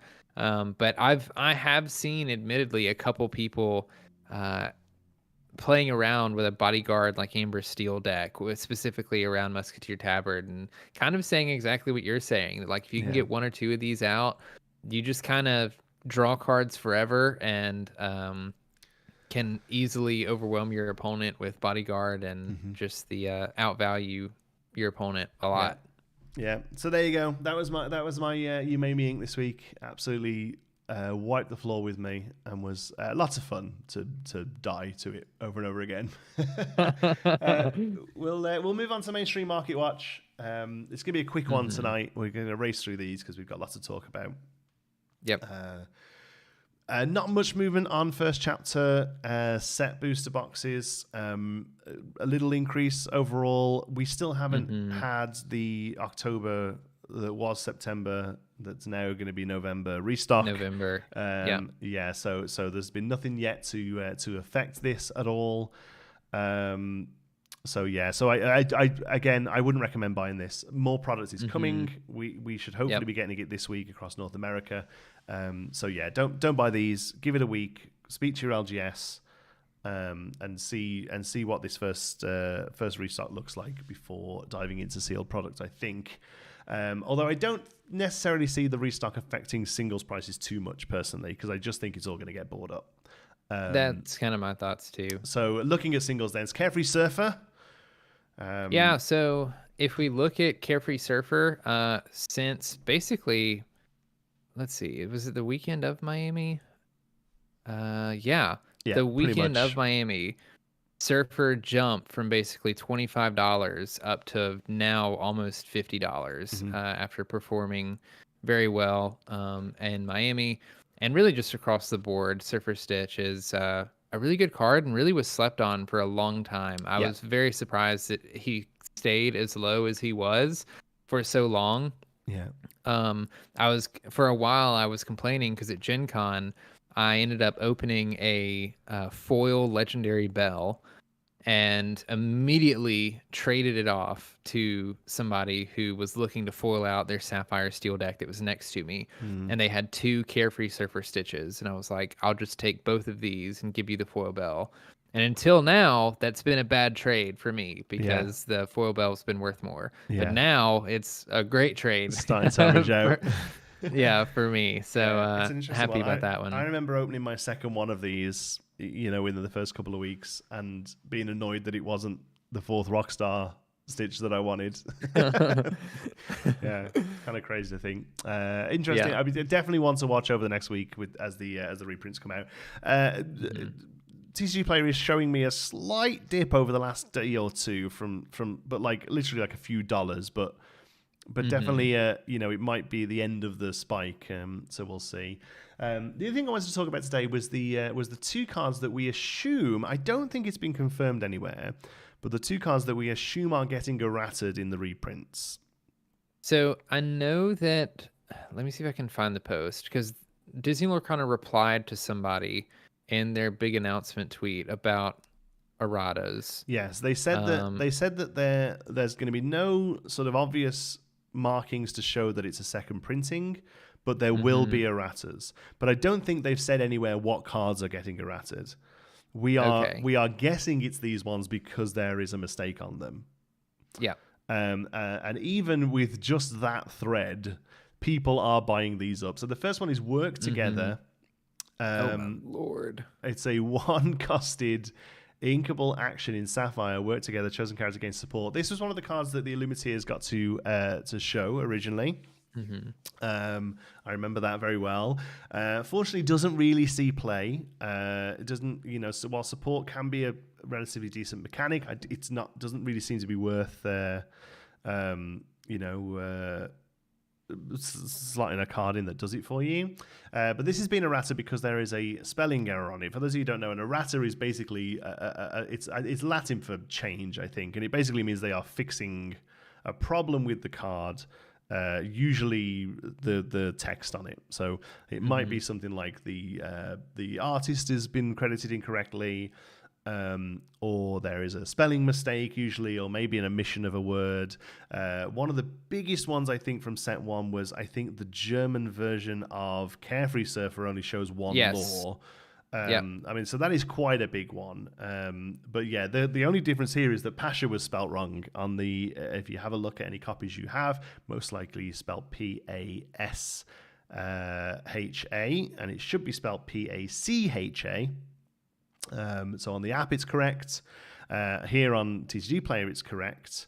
But yeah, any prints you have of it will probably be spelled incorrectly, and because of that, because people know it's going to get errated and changed, it now it's provable that this is a set 1 card, and for most cards that isn't possible to do, and because of that, people are assuming, perhaps banking on the idea that it will therefore be slightly more valuable.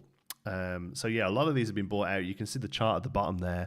There has been a slight increase in the market price of regular versions, like from 10 cents up to 18 cents. But the call foil price has gone from around about 40 to 50 cents up to $3. $3. So like as a percentage, that's kind of huge. Yeah. People are weird, Greg. Yeah, they are. I don't get this at all. But there has been an increase, and I think you notice it even more on the other card that we think is being changed, because the other one is actually playable. I think that's what makes the difference, and that is Befuddle. Oh, look at that green line! Yeah, so that Befuddle, is nuts. a one-costed inkable action. Return a character or item with cost 2 or less to their item's hand, and the change that's been made here, we think, is that it doesn't say chosen character. Yeah. And it was a big thing at the time. I remember when Befuddle was announced, we were all like, oh, does it get around Ward? Right. It doesn't get around Ward. No, it actually intended. Yeah. Actually intended. But we assume that in any reprints of this, it will say return a chosen character. And I suppose we can, if you look at the app, I think it's corrected on the app. Or it's at least not on the card itself, but maybe there's a bit of writing at the bottom. Let me see if I can find it real quick. But how do you feel about these, Brandon? Do you think this is a thing? Do you think people should be buying these up? I mean, probably not for as expensive as they're going. Like Befuddle being a $13, foil uncommon is pretty nuts to me. But like, I don't know, part of me gets it in that it's rare. It's never going to be printed again this way. So however many are out there, how many are out there. Yeah. And if you're somebody who really cares about like collecting the whole first chapter, like now there's going to be a difference. If these get errated, there will be a difference now when people are selling off sets. Is it a set? Is it, a foil master set of the first chapter, with the first edition, Befuddle and work together, or is it, something else? And I imagine maybe the ones that have the original first will be a little bit more. I don't know, maybe not. Maybe it won't matter. Personally, I wouldn't go out and spend $13 on this card. But I'm not going to tell people what to do with their money. Yeah, of course. I have one, and I'm happy mine is now worth $13 as opposed to the 50 cents or whatever it was a few weeks ago. But it just for what it's worth on the app. I think you can see that it does say new. It says you can't see that updated text. Return chosen character or item with cost 2 or less of their player's hands. So it'll be really interesting to see whether it really holds this or if it's just a bit of a storm in a teacup. We will see. In future, PSA 10s will be worth a bit. Maybe it's worth putting one of these in a slab. It won't cost you much to do. Yeah, maybe as a single card, outside of a set, just to be able to say, like, this is as close as we're ever going to get to a first edition stamp, right? There is no first edition, so maybe it'll be worth something for that. Maybe. Should we be selling our foil befuddles? You're the financial advice guys. We are not the financial advice guys. I would like to really point that out. We are not. We have no idea what we're talking about. We're just like looking at lines going up and down on graphs. Ready, set, draw. Sup, guys? Been a minute since I've been able to chat. Cool to see you all the show now. You too, buddy. I was listening to your podcast today, in fact. You mentioned so it's always a good time. I think I played somebody that goes to y'all's store this weekend at the Winnabox that I went to. And so that was cool. There were a bunch of people from Texarkana that came down for that, and they said they knew you guys, so pretty cool. That's awesome. Yeah, great show. And if you're not following them, folks, go ahead. Ready, set, draw. They do an awesome podcast, and they've got a beautiful setup that I'm incredibly jealous of, where they all have this beautiful table and they sit around with their microphones and they look super professional. And I'm incredibly jealous and bitter. All right, we move on. The last card I wanted to look at briefly with Market Watch was the Gaston promo, the newest promo that's available. Has been available at MCM Comic-Con London in the UK. Will be available at 3 more events? No idea. Do we know? Do we not know that? Okay. Maybe I've just pulled that number out of my butt. But should be available at more. Yeah, events. It should be available at others. And it doesn't have any markings to show that it's from MCM Comic-Con. It just has the promo stamp, the same stamp that you find on the league promo stuff. So am I wrong in thinking that this should show up in every region that Lorcana is available as close to it? They've said that it'll be available in multiple events at multiple countries, but whilst I think that's a good move if they want to get them into more people's hands, I feel like they kind of need to tell us what the events are going to be before the first of the events happens.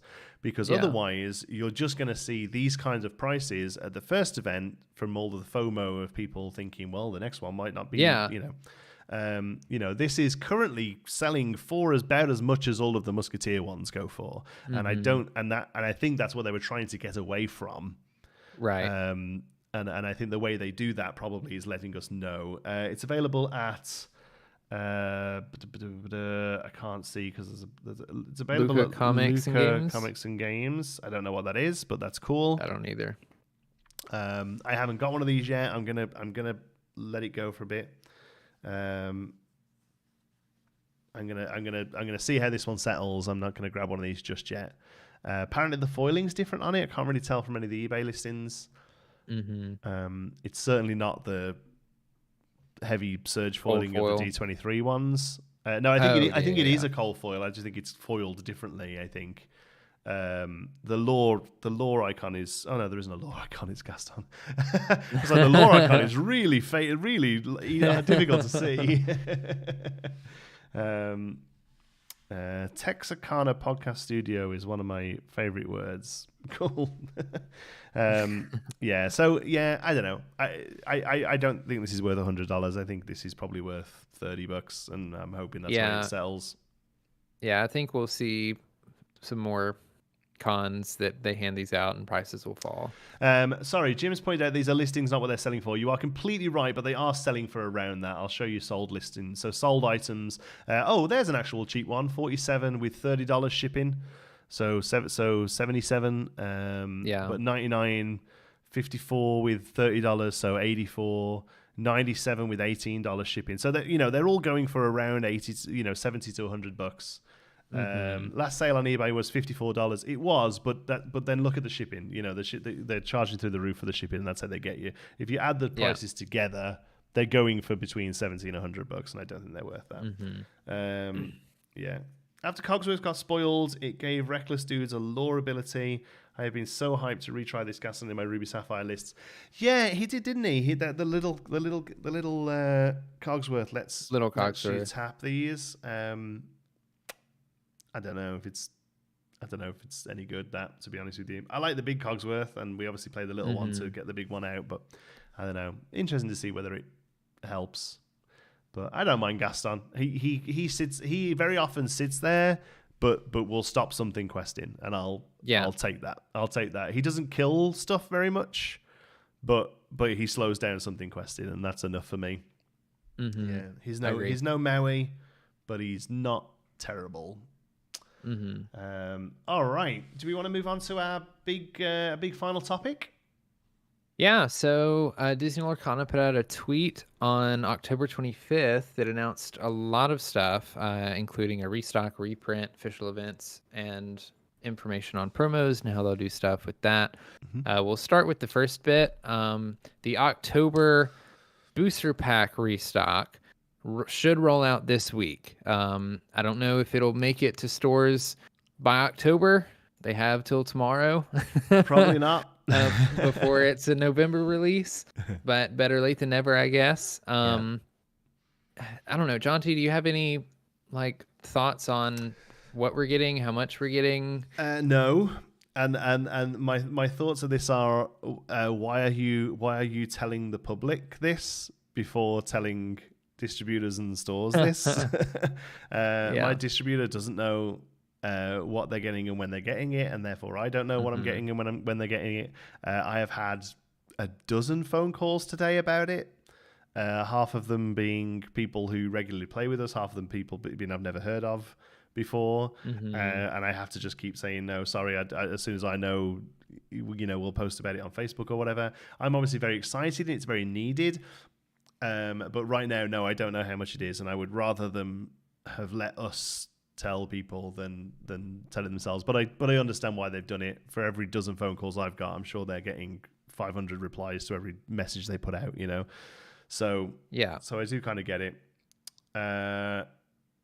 One thing I will say is my only slight concern now with this restock being pushed back and the reprint. I'm using the words restock and reprint to kind of differentiate those two big dates they originally told us about. But with the restock being pushed back and the reprint being brought forward, we're getting a lot of stuff come out in November. Yeah. And not much either before it and probably after it. And that can be a slight issue for people looking to buy stuff, and also for stores. We have to pay for this stuff before we can make any money out of it, for the most part. It depends. Some distributors let you work on 30-day and 60-day terms, but our distributor, for instance, that we use for Lorcana doesn't. We've got to if we're buying 10 grand of Lorcana, we're paying 10 grand out before it even turns up in the store. So it can get tricky, if all of those sort of come straight after each other, and it is a slight worry. So but still, I'll obviously take everything I can get and afford, because we have started noticing a little drop in numbers on our regular Saturday now, and I think it's quite clear that correlates with the fact that the people who are coming out now aren't able to get their couple of packs. Yeah, because you've had a really great turnout in regards to people showing up every week for a long time. And you've mentioned that you guys have held packs, people who show up get a certain number of packs every week they show up, versus a lot of other stores, at least here in the States. I hear Lorcana is dying in these stores. Nobody's showing up to League. I'm lucky if there are 4 people that show up at the one closest to me. And I hear that all the time.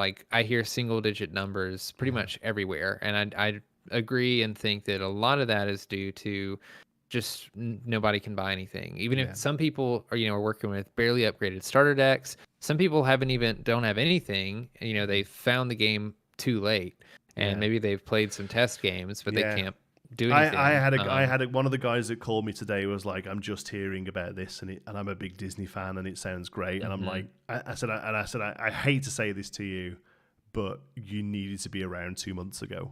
You're gonna really struggle to get hold of what you need at this point.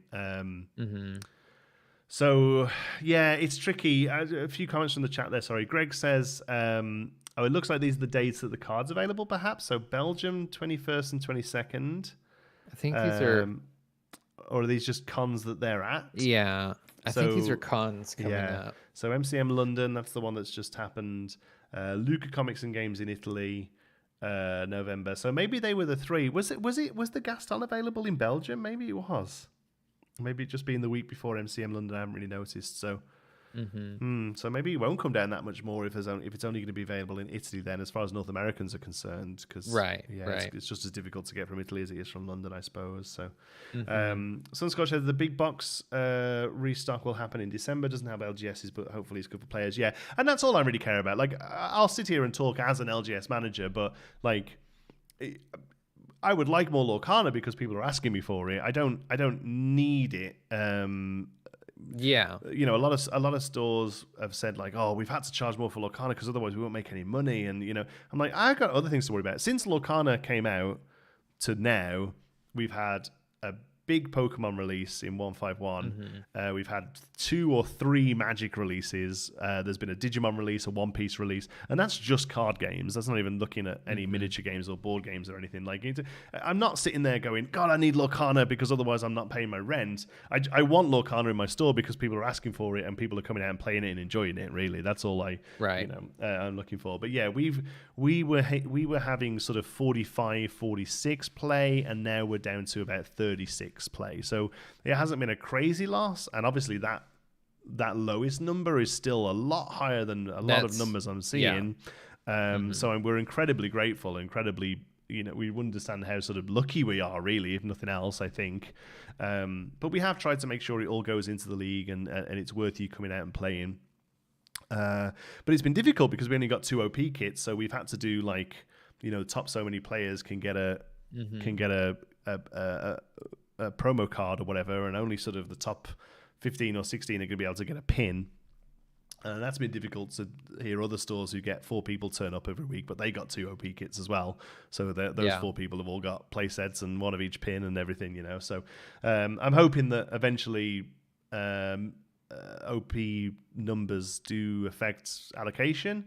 Not because I want more stuff to sell. I would like more of the promos so I can be a little bit more flippant with how they go out to people, you know. So but still can't wait for the reprint, can't wait for the restock or whatever you want to call it. Just give me some more stuff. I want to give more people cards. yeah anything extra so that more people can get hands on cards is good. So that was their first big point. The next thing was quarter 2 2024. They're going to have official events begin, and they've already stated that these are going to be one of 2 formats. So go ahead. So there will be fan events that they specifically say are for Disney fans to come together to share their love for Disney, or for love for Disney Lorcana, even if they may not play the game, which I think is really interesting. So I'm interested to see like what sort of events Ravensburger puts on that will include for Disney Lorcana. That it sounds a lot more casual, which I think is good. But I'm having trouble thinking of events that will involve people who've like never played Lorcana or like you know, don't know what it is, and it's just Disney fan stuff. That seems cool. The way I think about it is what fills a big room if it's not loads of people playing against each other. You know, what are they going to put on that will fill make an event that isn't a tournament. Yeah. And then obviously huge announcement in there being an official circuit coming. I know that those of us that are competitive or like to play competitively, you know, we've been waiting for an official Ravensburger thing to happen ever since we heard about this game. So really awesome to hear that it's coming as soon as it is. You know, it says it starts in Q2 and we'll hear more about it in January. So it's honestly earlier than I expected it to be. I didn't expect anything like that to come around until, you know, August of 2024, you know, at least a year after everything had come out. And so super excited about that, both to compete and if you need any casters or commentators, Lorcana, DMs are open. 2 of us sat right here. But and not only that, obviously it's incredibly exciting, but I think all this stuff that comes alongside it as well, it means we get it means we're going to have a comprehensive rules by then because we'll have to. It means there's probably going to be a judge program in place by then because they'll have to. Again, just things that really excite me. I got a fair way into my level 1 Magic judge program but it's just so much. There's 30 years of shit, and it's a lot. Whereas here, I can definitely dictate the time I need to do it, and most likely have most of the knowledge I already need just because of how into this I am. So yeah, I'm very excited for that. Very excited for competitive circuit, both personally and for what it means to a store. If they're gonna, if locals are gonna be able to lead to regionals, and regionals are gonna be able to lead to nationals, and nationals are gonna be able to lead to worlds. It's how exciting is that? Yes. It's so exciting. Yeah, I cannot wait to see what they come up with for that sort of thing. I've told you before, I come from Pokemon. I love the way they do things, where they do that build up, regionals all over the place, building points to worlds. Like I've said to the community, like Gen Con was a big thing because it was Lorcana release essentially at Gen Con for the first time. There were a lot of us there, and probably the next time all of us were going to be in one place again would be either the first regional Lorcana championship or the first Lorcana World Championship, and I cannot wait for that to happen. I'm literally saving money right now, and have stopped all trips, potential trips, just so that I can make sure that I make these official events. So how long? So when's that then? Okay, Q2 2024. They come out with a program that says, here are how local stores do tournament play, and prizing will be tickets to regionals. And then regional play will be tickets to nationals, and national play will be tickets to worlds. Okay, they do something like that. That's very basic and probably won't work out that way. But if it follows that kind of format, and that begins in Q2 2024, when is Lorcana Worlds 1? Oof, Lorcana World. I mean, depending on how much they invested into this and how deep they're willing to go, I could see Worlds being 9 months. Yeah. After that, think they'll get it? They'll squeeze it into 2024. Do you think they could? I think it'd be tough. Fun. It'd be tight, but they could. It'd be tough to have people I think the biggest thing is making sure that there are enough events, if they do a point system or if it's just like Top Cut or whoever, giving people ample opportunity to get their way into Worlds, get their invitation to Worlds is really the biggest thing. Yeah. So no matter what, I'm excited. I'm probably going whether I qualify or not. I'm either I either qualify, or I judge it, or I cast it, or I'm turning up at the door and banging until they let me in. It doesn't matter. So just to catch up with chat, a lot of people saying how struggling they have found it to find product. I'm sorry to hear. I hope it gets better. I'm sure it will get better. I really do think it will, but it's going to take a little while. Edith says, I've been listening for my past hour. Is working and running errands. Congrats on the reel. Thank you so much. Thank you for listening. I bet first Worlds will be at Gen Con. I would be surprised. I think a Worlds event is its own thing. I don't. Yeah. I think maybe a first big. There could be a big. I mean, technically, the first big tournament was at Gen Con. We both played in it. It was a starter deck tournament, and it led to a sealed. But that was the first official Lorcana tournament, and I will take it to my grave that I played in it. So yeah, I definitely think I'd be surprised. I'd be amazed if there wasn't a tournament at Gen Con every year from now on.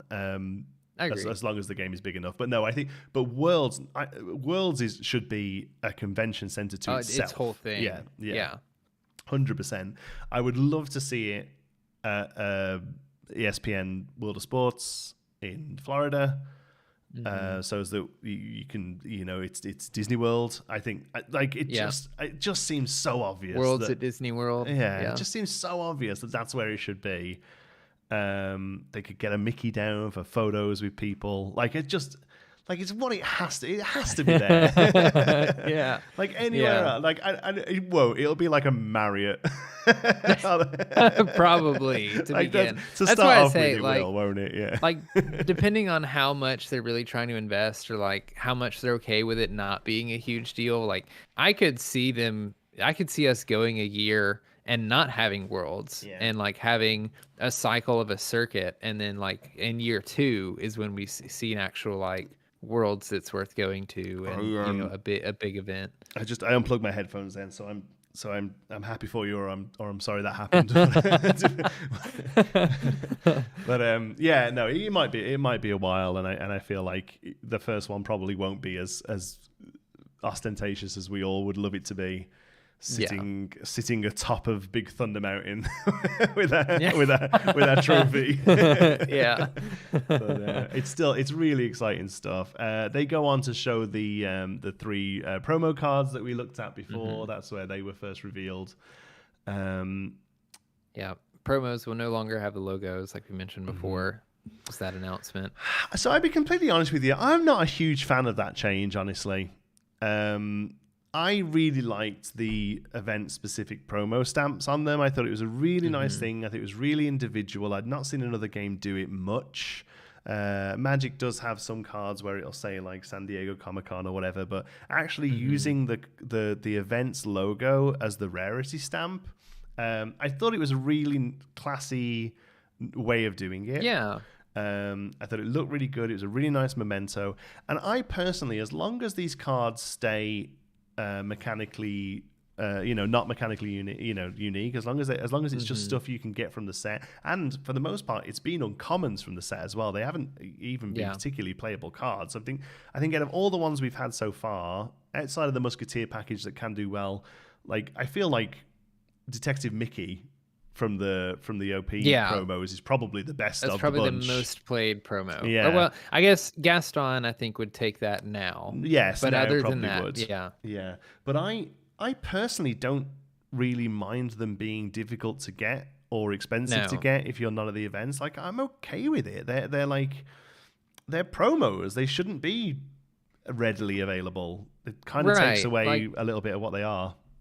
Part of the draw, I mean, like, you don't go to an event just for a promo usually, but it's definitely like a really nice thing to get, because you know that if I get one of these, if I'm lucky enough to get multiple of these, like they're probably going to be worth a good deal of money. Thanks, and Anna. it's a little bit of a way to it's a little bit of a way to, like, some people recoup losses. I just keep the card and like to know that it's expensive if I ever want to sell it. But if I go to an event and they hand me a card and I know that this card's going to be worth $20, it's like, I don't know. And like, I agree with you that I think the stamp was super classy.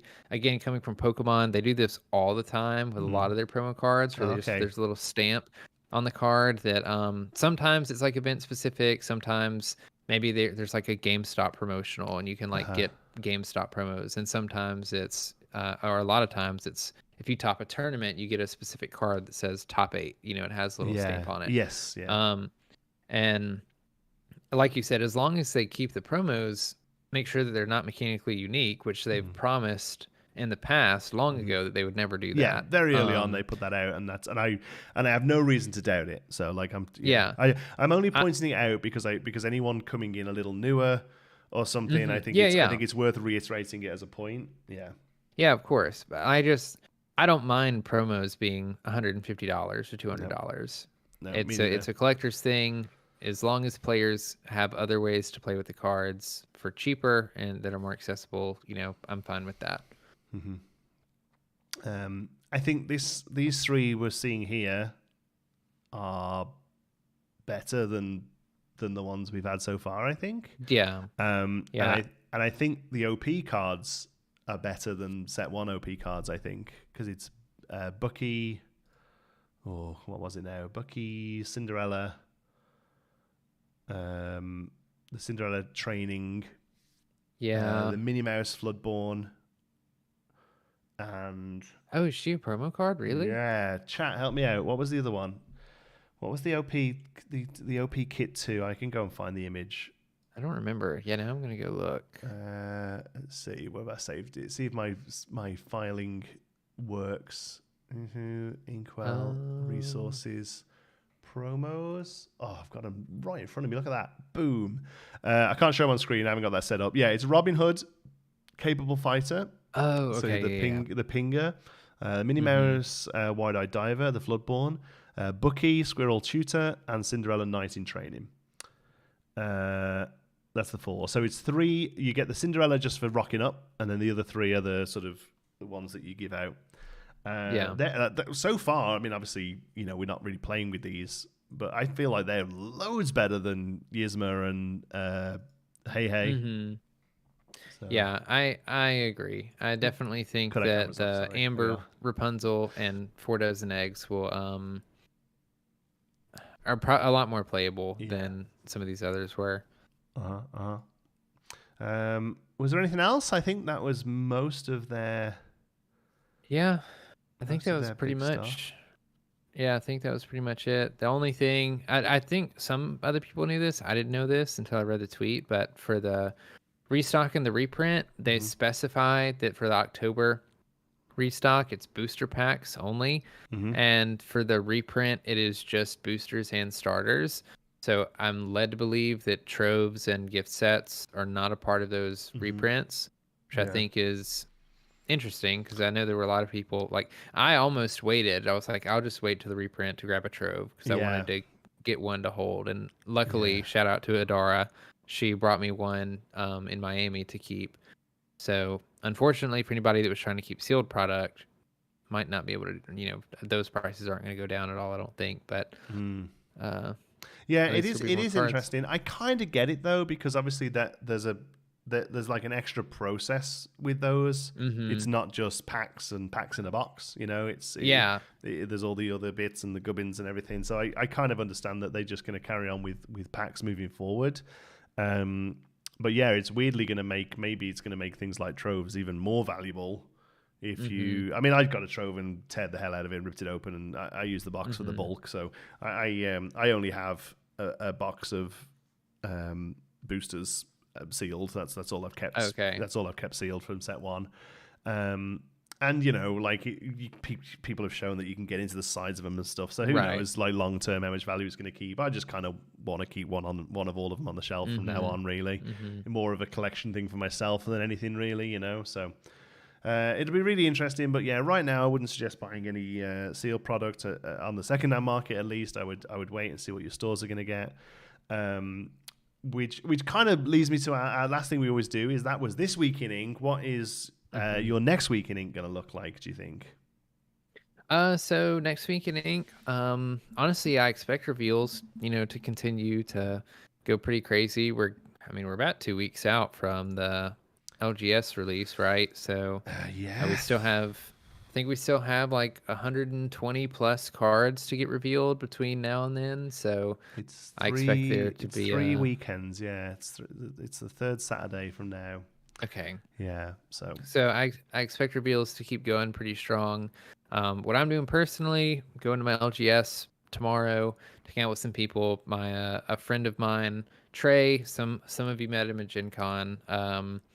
We went to a tournament this past weekend, and we topped the tournament, which was fun. Oh, awesome. So we're going to go to the LGS and probably tell people about that and have some fun.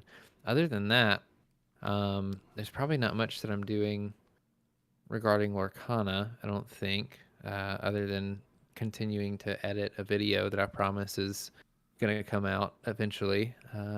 That's pretty much it for me, though. Yeah, mine's similar. Just keep playing with set 1 really and enjoy myself. May well be driving to our distributor to pick up Lorcana depending on when they tell us it's ready. If we get a call tomorrow saying it's ready, I'll probably let them mail it. But if it's Wednesday, Thursday, definitely Thursday or Friday, I'll go and drive because I want it for the weekend. I want to run a draft on Saturday. That's my aim. My main goal right now is to run a draft with some products on Saturday. So I may well be driving an hour and a half to our distributor's headquarters and banging on the back of their warehouse door. It's what I did with set 1 because the set 1 was the same. They rang us up and said, "Look, it's here, but you probably won't get it for launch." And I'd sold 64 tickets for a starter deck tournament. Yeah. I'm like, well, I'll see you in 2 hours then. just jumped on the highway. Yeah. So most likely we'll be doing that again. It isn't very often we have to do that, but But yeah, otherwise, getting ready for a lot of other stuff outside of Lorcana, to be honest. Magic has got a lot of releases. This Saturday, there is a Lord of the Rings Holiday Edition releasing, which is a reprint of some of the Lord of the Rings stuff with some special art cards. The week after that is the Caverns of Ixalan, which is Magic's next standard set. So similar to Lorcana's set, their sort of 3 months regular set. That comes out. And then the week after that is Lorcana. So yeah, it's all go, really. It's a big release each week for the next few. And also, we've started putting up pre-orders and building some interest for Star Wars Unlimited next year as well, because that looks like it might be all right, actually. I played some demo games of it, and it's not awful. I don't love the design of the cards, but I think I've been a bit spoiled with Lorcana, honestly. I played it a little bit at Gen Con. It was fun. I told people I'd play like a pre-release of it. It's a fun and that is one thing they're doing out the gate, which is awesome. They are doing a proper pre-release, in as much as they're providing a box with 6 packs in, and you build a deck out of those 6 packs. You basically do a sealed. And I think pre-release is one of the best things you can do for a game. It's one of the best things you can do for an LGS, and I would love to see it in Lorcana. More than happy to run starter deck tournaments, which is what we're doing at the moment. We have 64 people signed up for set 2 already for starter deck tournaments. But I would love to be able to offer a sealed as well. Yeah, it'll be something I would love to see in the future, definitely. Yeah. Awesome. Yeah. And I think we're done. 2 hours and 15. We'll get it under that 2-hour mark. One of these. Yeah. When we first started planning this, we were like, it'd be a quick 90 minutes. Like hour and a half. We're going to keep it tight. We haven't hit it yet. We'll get there. So, Brandon, where can people find you? You can find me on Twitter at b24yt. You can also find me on YouTube at b24. I post a lot of Lorcana content, or try to. It's been a minute, but I'm working on some videos trying to make sure they're quality. So expect those relatively soon. Brandon's like Yoda. He doesn't say much, but when he does, it's really top stuff. The budget deck videos that you've been putting out recently are fantastic. I recommend everyone should go and watch them. The links to all the Brandon stuff will be just below the video. It's like the first thing you can see. So make sure you head over there. Myself, I'm here, and I'm on Twitter at whatever it is. What is it? Lorcana_Inkwell. Appreciate you all being here. We had really good numbers tonight. It was great to see you all out.